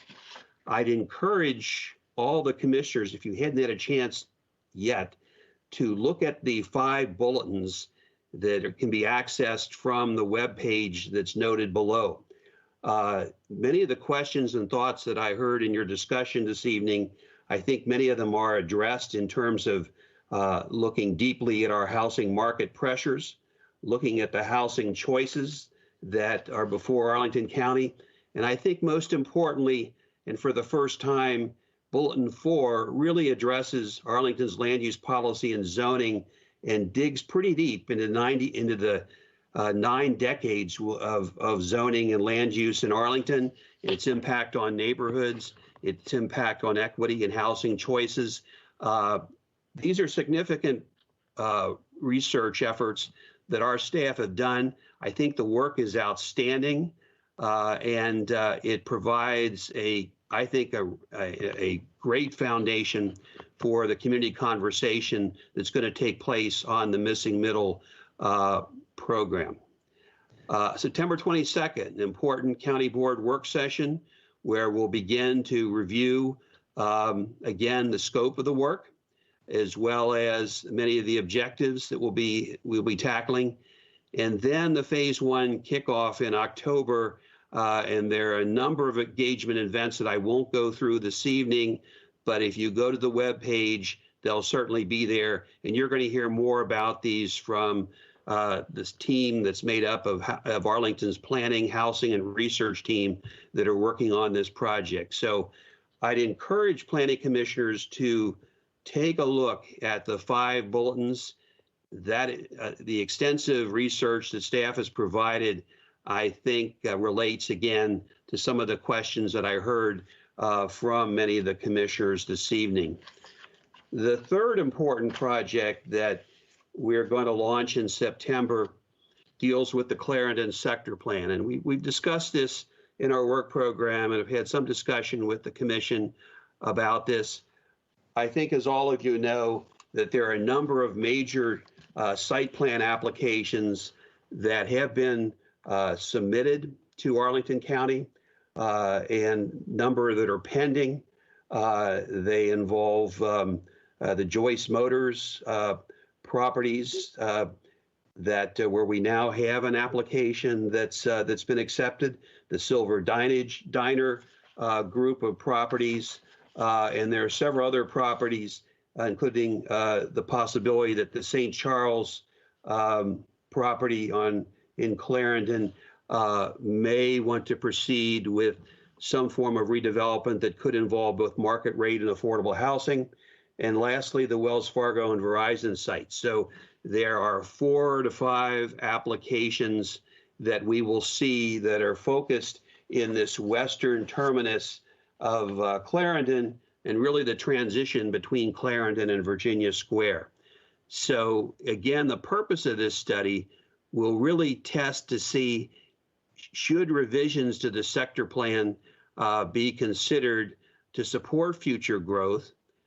Where should the public facilities that have been planned, including park space, the fire station, how should those be addressed by the county? And issues that deal with form, height, land use mix, and the street network will certainly have to be front and center as we think about these major applications. So this is a unique opportunity for the Planning Commission, particularly the Long Range Planning Committee, to lead this effort, to examine with the community and the civic associations these applications, as well as the future of the Clarendon Sector Plan. So on the September 21st, Matt Ladd, who's also working with Brett Wallace, and I want to add that Brett Wallace is going to be playing a major and a new lead role with this project shortly. We're going to be publishing a series of briefing materials about the history and background of the sector plan. We'll call it a primer, if you will, and we're going to provide a virtual walking tour of this area as well. So this will be an opportunity for commissioners in the community and many others to look back and understand the basis of the sector plan that we'll be examining in the months ahead. And in October, we'll initiate with the Long Range Planning Committee a process that will begin through a series of meetings and engagement with the Planning Committee and other stakeholders, the review of potential amendments, if you will, that may need to be considered as part of the sector plan's update. So those are the 3 major project updates that I wanted to cover. I'd also just, before we go into questions, Chair Guerin, just an update on the Lee Highway planning effort. As you know, Natasha Alfonso Ahmed has been working closely with the Lee Highway Alliance on this major effort. We've just entered a major new phase of work here, and there are 2 very important project pieces of work that we posted online. One is the Historic and Cultural Resources Report, and most importantly, what we're calling the Neighborhood Inspiration, a guide for development of future plans. It's a in-depth sort of examination of the 5 focus areas along the corridor, and again, working with the Lee Highway Alliance over the coming months, probably beginning in October. We're going to have a series of focus groups with neighborhood representatives, business interests, and others to begin to discuss the results of that important piece of work. So we're moving into another phase of the Lee Highway planning effort that's also very important. Just to cover very briefly several other projects that I think, or several other work program areas that are certainly important to the commission. As I think the Site Plan Review Committee chair and project chairs know, that we're going to have the first 2 virtual Site Plan Review Committee meetings during the 3rd week of September. We're going to consider the Crystal City Gateway project on September 14th and the Ames Center on September 17th. So staff is looking forward to that. The Long Range Planning Committee in September will also have a number of important efforts to begin to consider. The block plan that's related to several of the JBG applications in Crystal City. This will be a critical block plan examination for the commission and for staff, given the 2 applications that have been filed. There are a number of implications here that will relate to transportation, the Clark Bell alignment, transit service, as well as park and open space improvements related to the Crystal City sector plan. We have another special GLUP study moving forward through the work that Jennifer Smith and Margaret Rhodes are involved with. This is the 2001 Pershing Drive special GLUP study. This should not be an extensive study, but we'll be coming to the LRPC to review that. And lastly, the LRPC will begin to consider the green building policy updates with the Department of Environmental Services.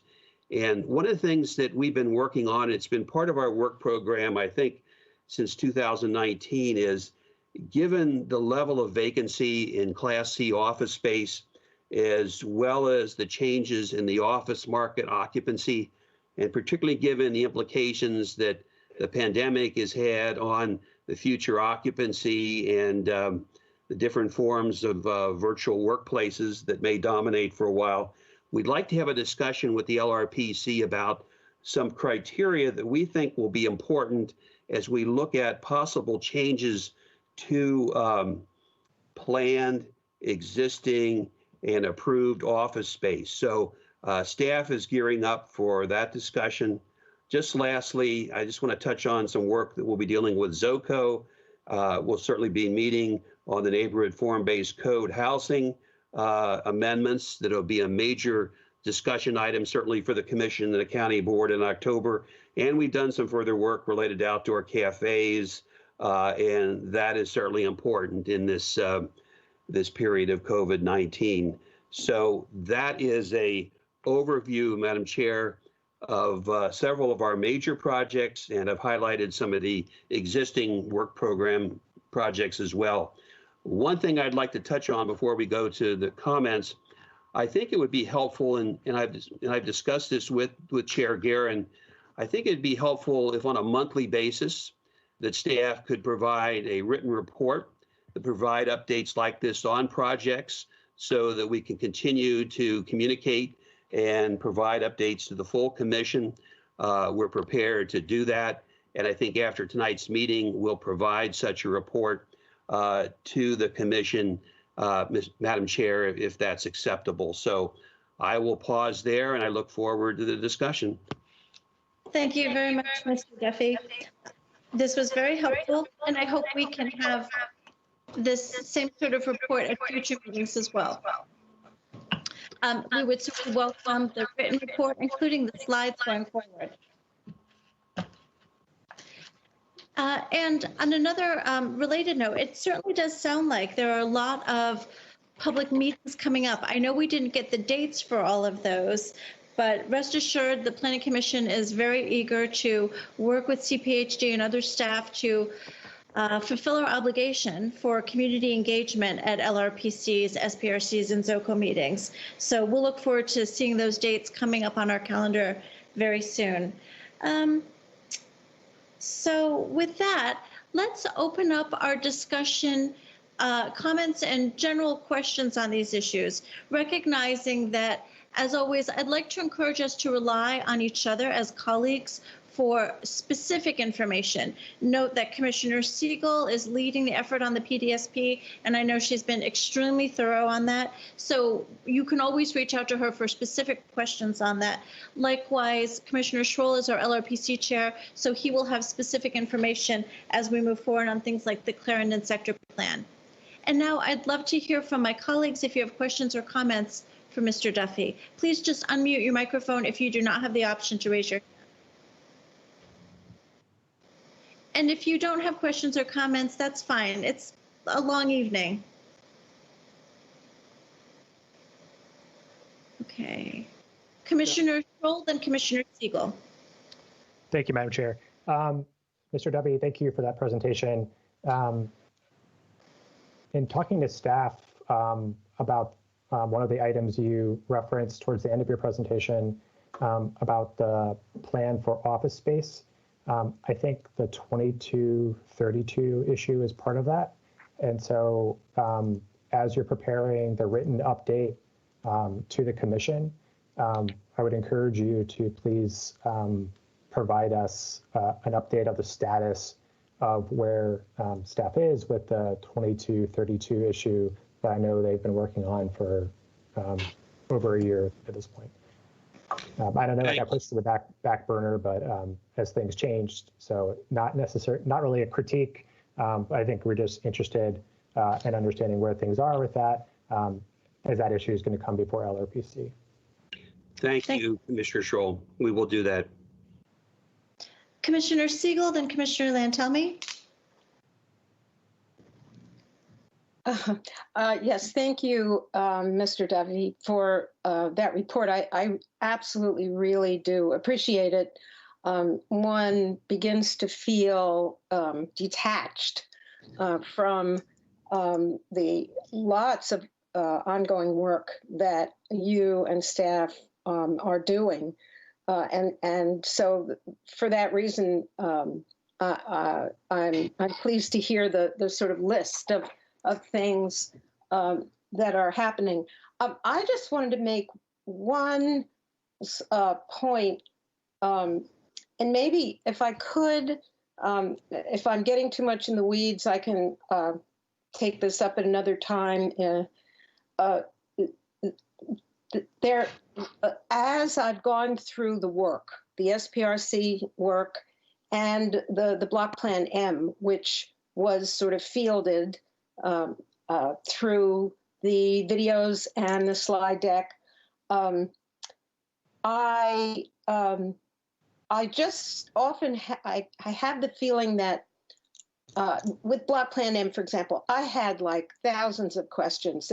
I was very confused, and I had some folks living in the area, Crystal City, call me up and express their confusion, or and I did reach out to Matt Matusak, and there was some help there, but I perhaps resolve as we get used to the virtual and online participation. But could you just respond? For example, with Block Plan M, there is a lot of phasing, and that just was not made clear in the presentation. So if we have a comment like that, should we hold? How do we get that information to you?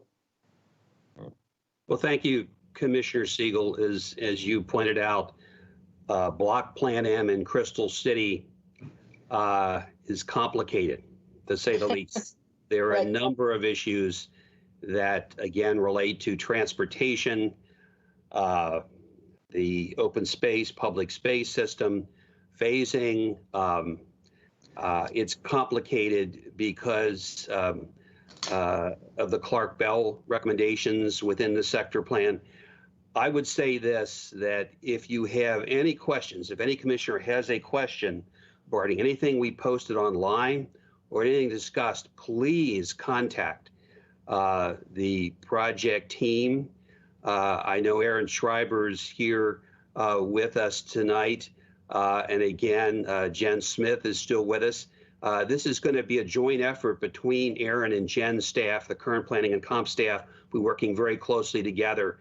But again, It's important that we hear from you early and certainly often so that we get it right.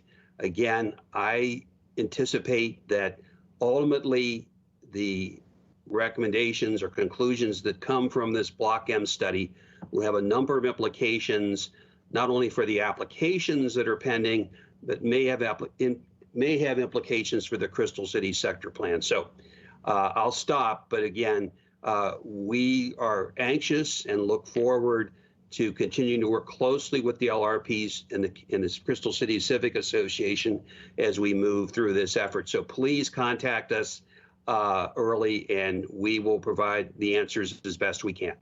I appreciate that. Thank you. Thank you, Commissioner Siegel. Commissioner Lantelmi? First off, I'm very excited about the stuff that's coming up on the work plan, the climate sector plan, look at the other items. Definitely looking forward to diving into those. I have a question that isn't on your work plan. I don't think it is.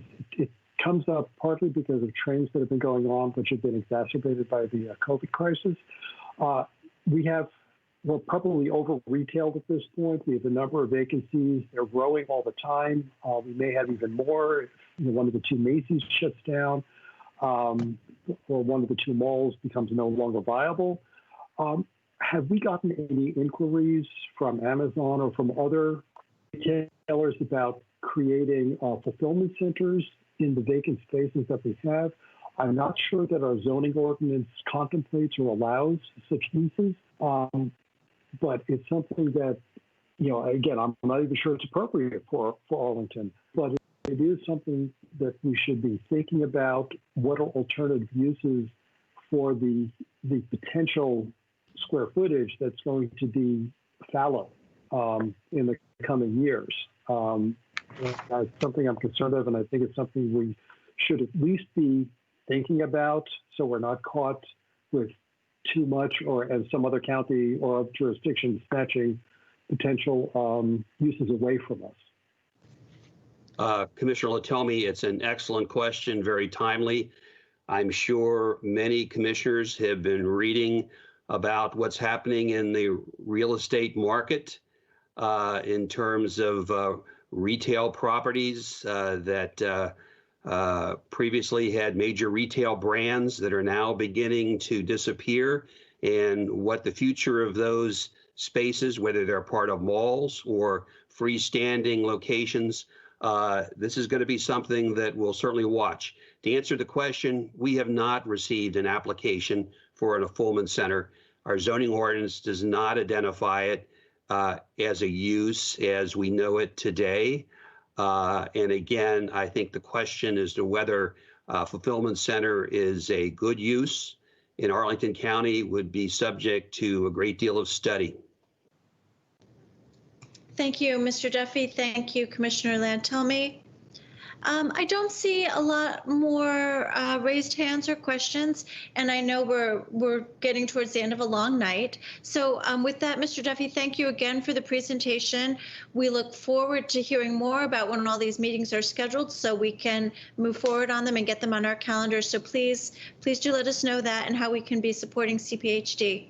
Thank you very much. Madam Chair, if I could just end with one note.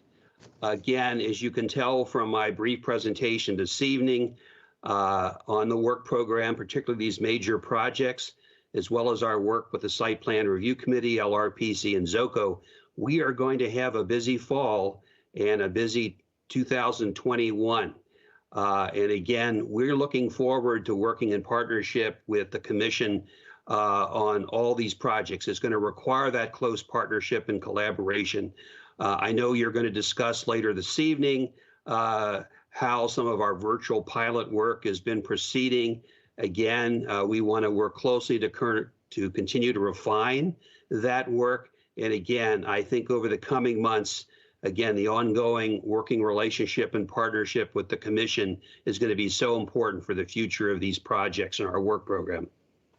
Thank you. And thank you for your time this evening. Madam Clerk, would you please call the next item? item number, let's see. Oh, we're on item number 4, which is the Planning Commission committee reports and other business. Thank you very much. We're going to start with SPRC, and we'll start with Commissioner Morton to lead this discussion. She prepared some information that I believe she sent around, and then we'll hear from some of our SPRC chairs. Commissioner Morton? Okay, thank you, Madam Chair. I'm going to give a really quick overview of the projects coming up. It's been like a game of chess over the last 5 months, trying to keep up with projects accelerating and pulling back. There are some new projects that will come forward and that have been accepted, but they are going to be considered in light of some of the LRPC initiatives that Mr. Duffy mentioned. We have a lot of projects on deck, and almost everyone on the commission has been assigned to a project that's going to be happening this fall. So thank you all very much for your cooperation.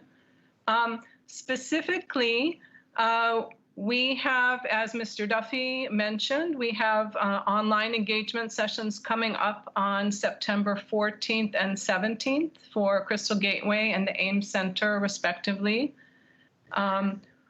In our October meeting, we are likely to see 1200 North Courthouse Road, otherwise known as the Park Arlington project. I am chairing that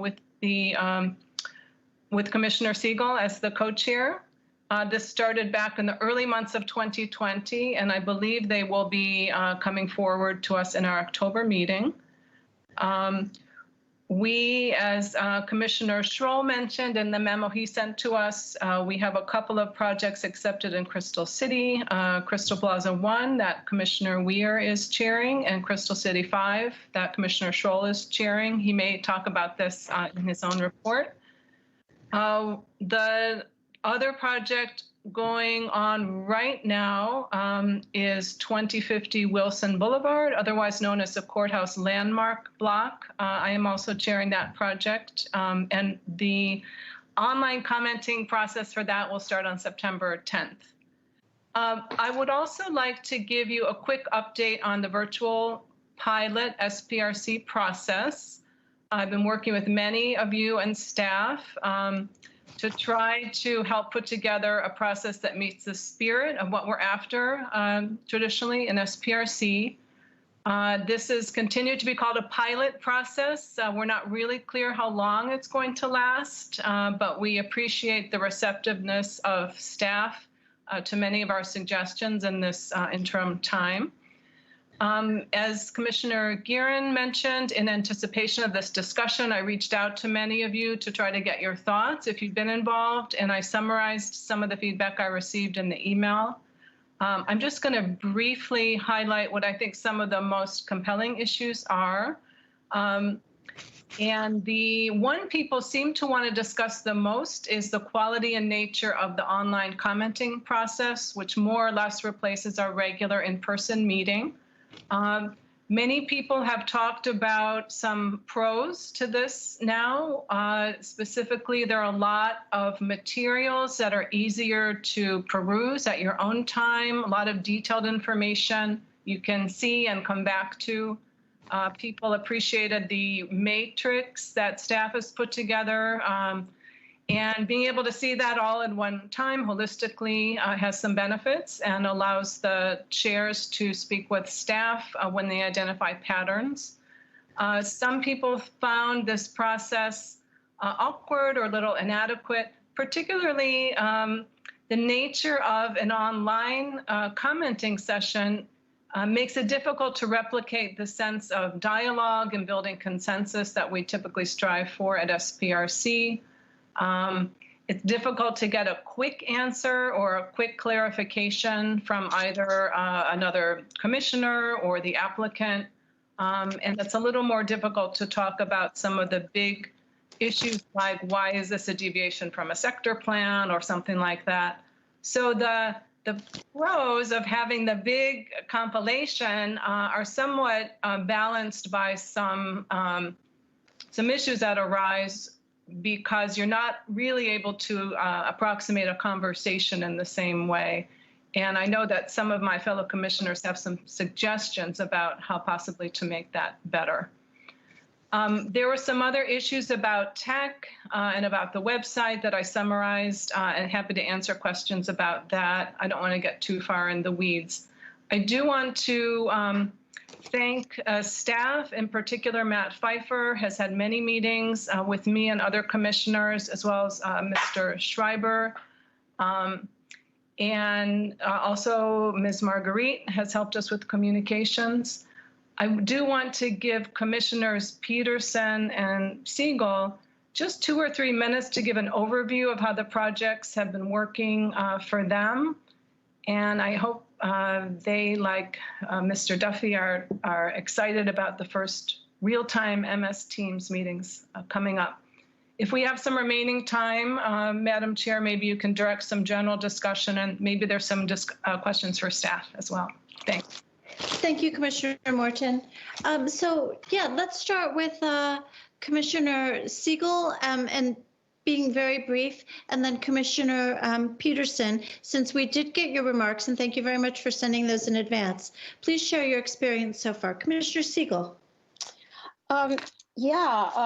I I wrote some notes down for myself.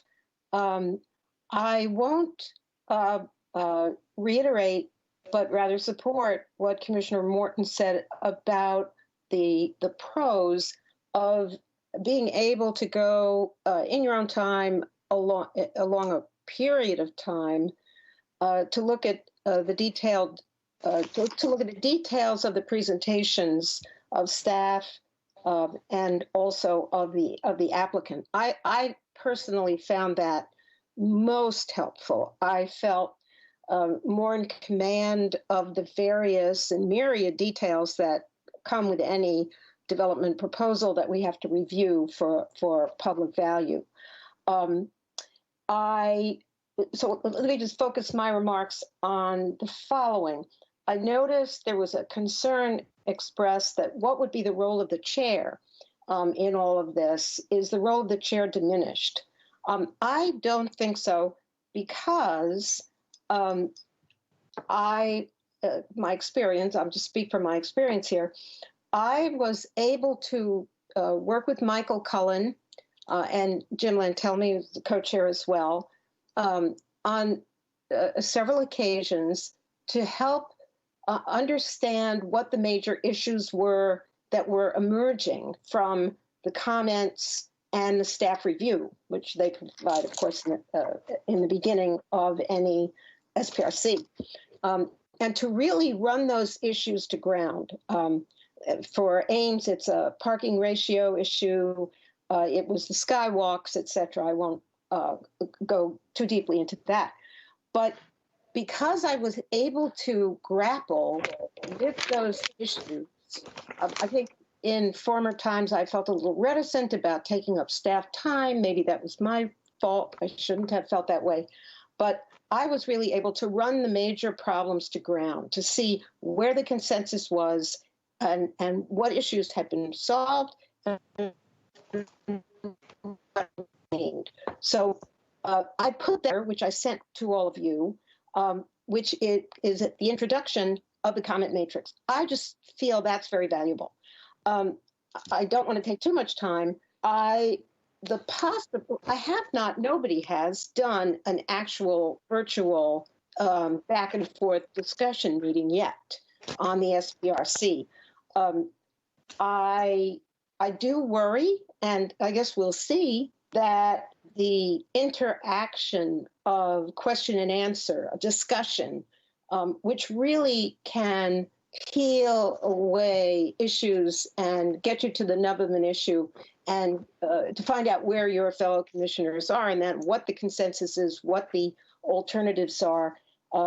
I do worry that with the team setup, we might not have that kind of interaction that leads, in my view, to creativity. We shall see. Let me see if there's something else. I guess the only other thing I would say, I do struggle a bit with the technology. I would just point out, this is not a criticism, it's trying to be constructive. that I did get 2 meeting invites that had 2 different meeting numbers. So Giselle sent one that begins with 838, which is the one I had to use, but I think. Is this for tonight's meeting, Commissioner Siegel? Or is it regarding SPRC? Right. No, I understand that, but I think we really have to be very careful about those invites. Indeed. Okay. So that can be a problem. So I think we need to maybe work a little bit more on troubleshooting for people who are having issues with the technology. That's all I want to say.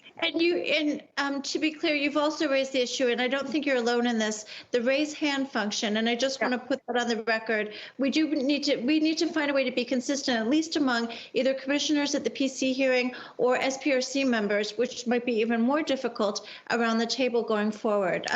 Checking for unmuted microphones or to have the camera on just might not be the optimal solution. So that was in your report. I wanted to highlight that. Yes, I don't know what that feels like on the other side. Let me just give me 1 second to catch up on whether I had finished. I guess I would just say we're going to do dry runs for both SPRC's virtual online meetings, and I hope everyone will join. Commissioner Giron, that's the intention, is it not? It is the intention. Those who can, we would really like you to join and help lead some of these discussions. This is a new world out there, and I think we have the experience and the responsibility to give some leadership at those meetings. So just that I'm looking forward to the dry run because I just don't know how the interaction is actually going to work, and that is my concern.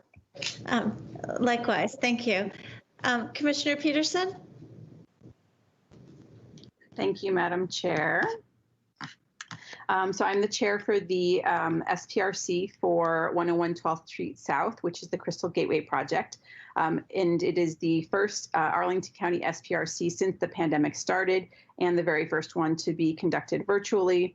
It's been my honor to be the county's guinea pig, especially since I won't let my children have one in our condo. So I'm the official guinea pig for the family.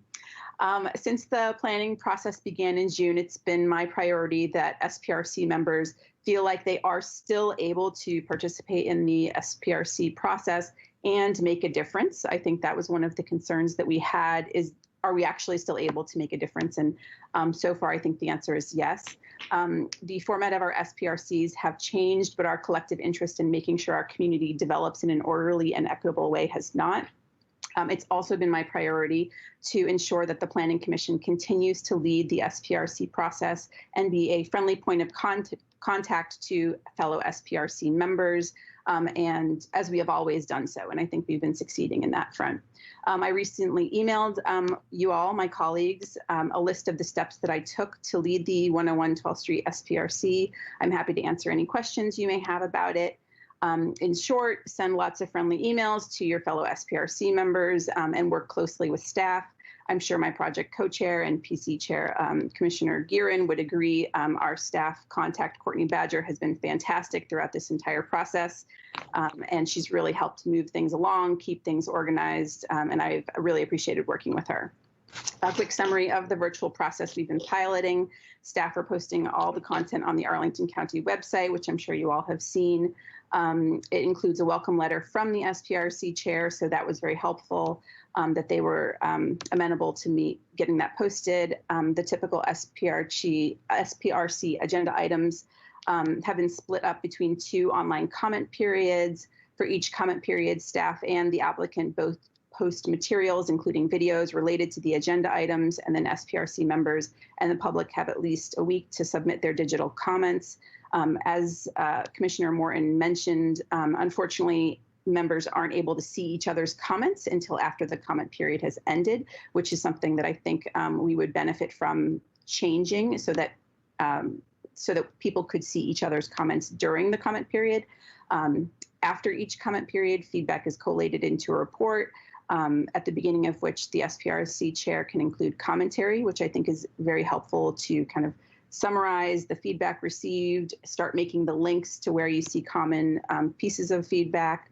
The reports are made public before the next comment period. And the SPRC culminates with the live session, which we've been talking about, to review any outstanding aspects of the project. The live virtual session for the Crystal Gateway project, as has been mentioned, is Monday, September 14th. I welcome all of you to join us for that interesting conversation. You can, if you're interested, you can look at the past comment matrix reports that have been submitted. You can also kind of get the quick summary reading the SPRC chair letter that I've written for both of those. And I'm happy to answer any questions that you guys have about the SPRC process and this pilot overall. Thank you so much. Thank you, Commissioner Peterson. I really cannot stress enough how much of a pleasure it's been working with Commissioner Peterson and Ms. Badger. They are very professional, and they have been very, very organized going forward on these first virtual set of processes and planning up towards our live session. I know that Commissioner Peterson sent the information outlining how she structured this to all of you, and I understand everyone will have an SPRC going forward. So definitely do feel free to reach out to her and ask questions about that. I think this will make your process easier, and it'll also ensure that we're still fulfilling our role to facilitate public engagement going forward. So I want to remind you all that we are also playing a game tonight. So far, Commissioner Morton is the only person with any points, and she has 5 points. So if you did not read your email before the meeting, do check it. We have a few minutes left when we will continue to have our subcommittee reports and approval of the minutes and so on. Does anybody have any questions or general comments about SPRC? I think we could spend about 5 minutes on this if we like, and if not, then we'll start going through our other subcommittee reports. Commissioner Bagley and then Commissioner Schroll. Oh, let me get my camera. Thank you. Yeah, just one question. Will Ms. Johnson, will she be giving us a calendar again? Because that would be very helpful. And maybe I've missed it, but will we be getting a calendar with all these dates coming up so that we can? That's an excellent question, Ms. Bagley. Ms. Johnson, what is the status of our calendar? You know, that is an excellent question, Commissioner Bagley. That's excellent. Yes. Sorry. That's okay. Actually, staff and I, we're all in the process. Ms. Brown, Kelly Brown, and myself, and Matt Pfeiffer, we're all, Matt Matuzik, we're all working together to try to get some normalcy back to our PC calendar, as you all are accustomed to. So as soon as we can get all these dates in place with the appropriate staff to run these meetings and to have these meetings, we will be getting a calendar out to you all. Thank you, Ms. Johnson. You're welcome. Commissioner Bagley, did you have anything else? No. Thank you. Commissioner Schroll? Thank you, Madam Chair. So I think it's great that we're finally having live and virtual SPRCs and also LRPCs. Before we kind of trumpet our success here, I should kind of remember that it's been 5 months since we've actually had this. And so there's a fair amount of patting ourselves on the back going around. And I think this is something we kind of dealt with a little earlier in the process. Thankful that it's happening, but, it's a little frustrating that it's taken us this long to get here. But I do appreciate the efforts of staff to try to make it happen. And I know that there's going to be some good work coming out of that. That comment kind of being said, I'm wondering why the SPRC page hasn't been updated to reflect current projects. I mean, clearly we haven't had meetings, but that is a place where people go to check for projects. I know there are project pages, but I was just wondering why the SPRC page on the website has not been updated since March. Let's ask Mr. Pfeiffer if he can give us some guidance on what the status is on that. Sure. Thank you, Madam Chair and Commissioner Schroll. That actually is going to be, that work is going to be completed very soon, like this week. We had gone back and forth about, which items to highlight on that page, whether it should be just the virtual SBRC meetings themselves or the online community engagement. I think we decided that the best thing to do would be to put all SPRC engagements on that page. So it's just a matter of just getting it done. So I do expect that work to be completed by the end of the week, and certainly prior to the September 14th virtual meeting. Great. Thank you, Mr. Pfeiffer. Thank you, Mr. Pfeiffer. Commissioner Schroll, why don't you go ahead and give us really quick overview of the LRPC status? Sure. Mr. Duffy did a great job of giving my LRPC report for me, so I'll just skip most of the things he mentioned. I won't go into them in any detail other than to say we do have an upcoming meeting next week on the block plan M. You heard the presentation from Mr. Duffy about kind of the future things that we have on our agenda, including Franklin City PDSP, Clarendon Sector Plan, the discussion of the kind of office space issue, which also includes a 2232 component as well. We will be meeting towards the end of this month into next month on a Pershing special GLUP study, and still working with Ms. Brown and staff to figure out when we can have a time to discuss the green building policy. So that's, given all the things we're doing in September, that's likely going to get pushed off. So those are the things we have on our agenda. Yeah, busy month. Thank you, Commissioner Schroll. Let's go to our ZOCO report. Commissioner Weir.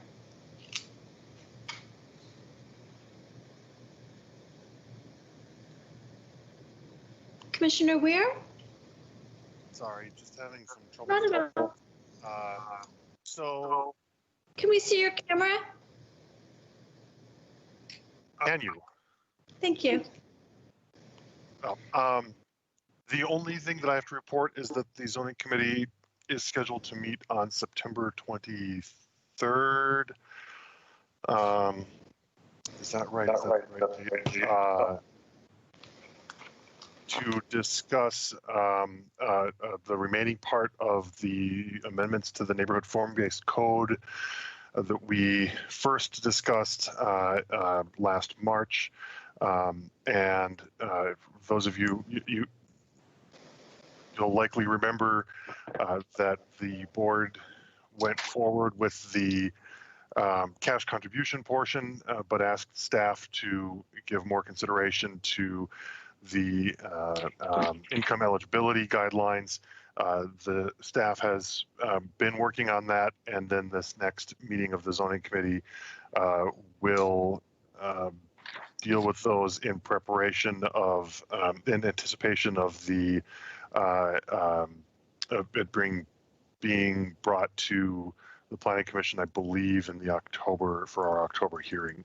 It is the 23rd. I just wanted to confirm that. There is going to be a community presentation on the 15th, community forum on the 15th on the same topic, the September 15th. After that, we'll receive a copy of the presentation that we'll be able to use to prepare, in part to prepare for the September 23rd zoning committee meeting. So we get to continue talking about the income eligibility threshold issues for the next month. Thank you, Commissioner Weir. Commissioner Lantelmi, quick overview of where we are on PFRC? Sure, Madam Chair. First off, the Career Center there's nothing really new there. As you know, that's a fairly constrained site. The bid came in way too high for the evaluated plan, so APS right now is playing this little chess game and trying to figure out what goes where on that site that can come into within budget. otherwise, there's nothing going on there for that joint BLPC PFRC. Fire Station 8, as you remember, we had gotten a final conceptual plan for that, and the architects are working on it. And it is included in the that 1-year budget for the county, but it's right now work on it is on hold while the county tries to figure out where the extra funds are going to come from in order to fulfill the plan that's been approved. Once that's done, we'll have a final PFRC, but there's absolutely nothing scheduled. Can't figure it out when. Finally, the Trade Center. This is new.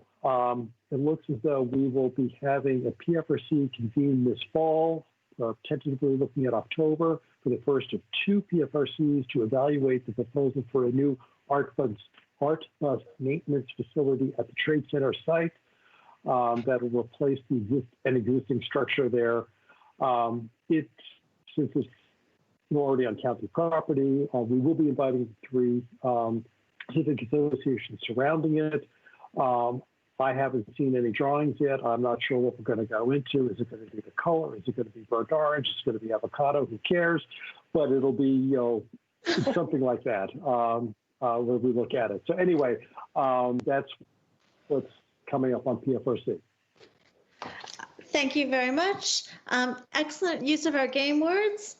Commissioner Hughes, can you give us a quick report on form-based code? Sure. Everyone knows I love to trumpet the pipe, and this is going to be the month of doing so. So we're primed on the missing middle conversation. This is the month. September 8th, we will have, for those of you, form-based code AUG meeting to review, as Commissioner Weir pointed out, the hard ownership AMI level questions on the pike. So if you remember, I warned you, like an avocado, you've already eaten the easy part of it. The hard nut in the middle is what's coming up for you in October. So if you want a primer, this is your month to read up on the pike, because it's going to be a hard game of chess to figure out how do we deal with the ownership AMI questions that we come forward to us. This is a controversial item, commissioners. I do not expect us to get away with 0 public comment in our next meeting. So be prepared for a very detailed conversation about AMI levels. So do your homework on ownership, AMI, and the form-based code, because next month you're going to probably wish you never knew about it. So that's it. Thank you very much, Commissioner Hughes. Let me just ask in advance, or say thank you in advance, for what I'm sure will be very informative and guiding reports from you and/or our ZOCO chair on these issues to help us have an elevated discussion by the time we get to PC.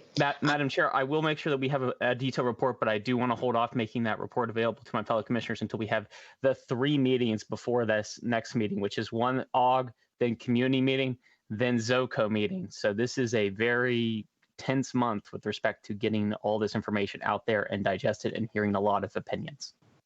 Absolutely. That sounds great. And with that, we have finished our reports.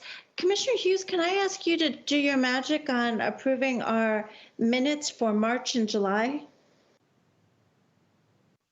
Madam Chair, I move that we approve our minutes of the Planning Commission for March and July in block. Is there a second? I'll second.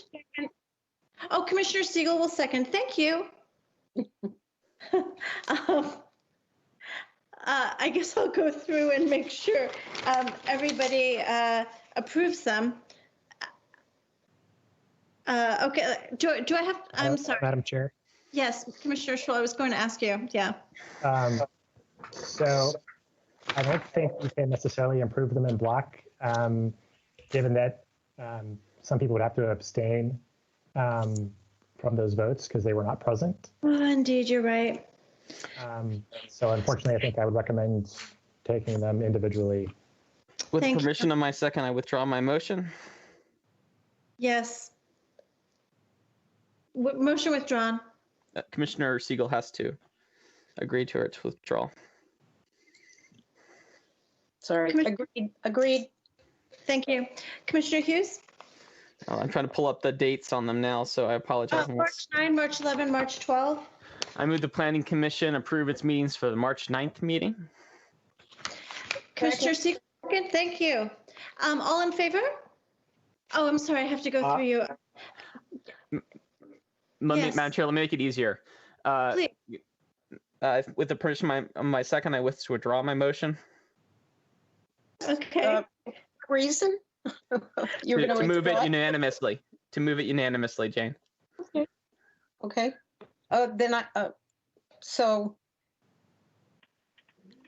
there's no objection. Then if there's no objection, that's the way to do it. Then. Do you agree with my withdrawal of my motion? Yes, I would agree with withdrawal. Now you're putting forward another motion. Madam Chair, I move unanimous consent to approve the Planning Commission meeting minutes of March 9th. Without objection? Without objection.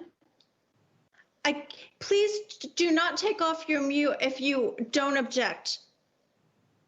Okay, it looks like there's objection from commissioners. Okay. All right. Commissioner Bagley, no, I'm sorry. Commissioner Bagley is objecting. No, I'm not.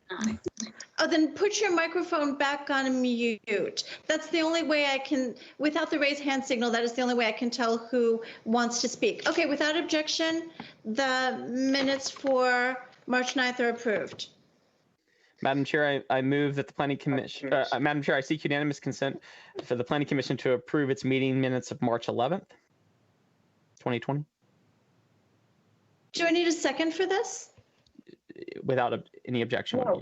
Oh, without objection, correct.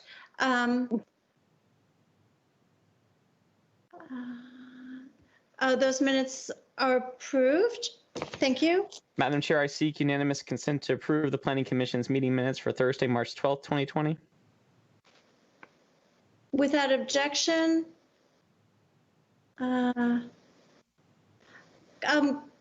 Commissioner Patel? I apologize, Madam Chair. I think I need to abstain from this one.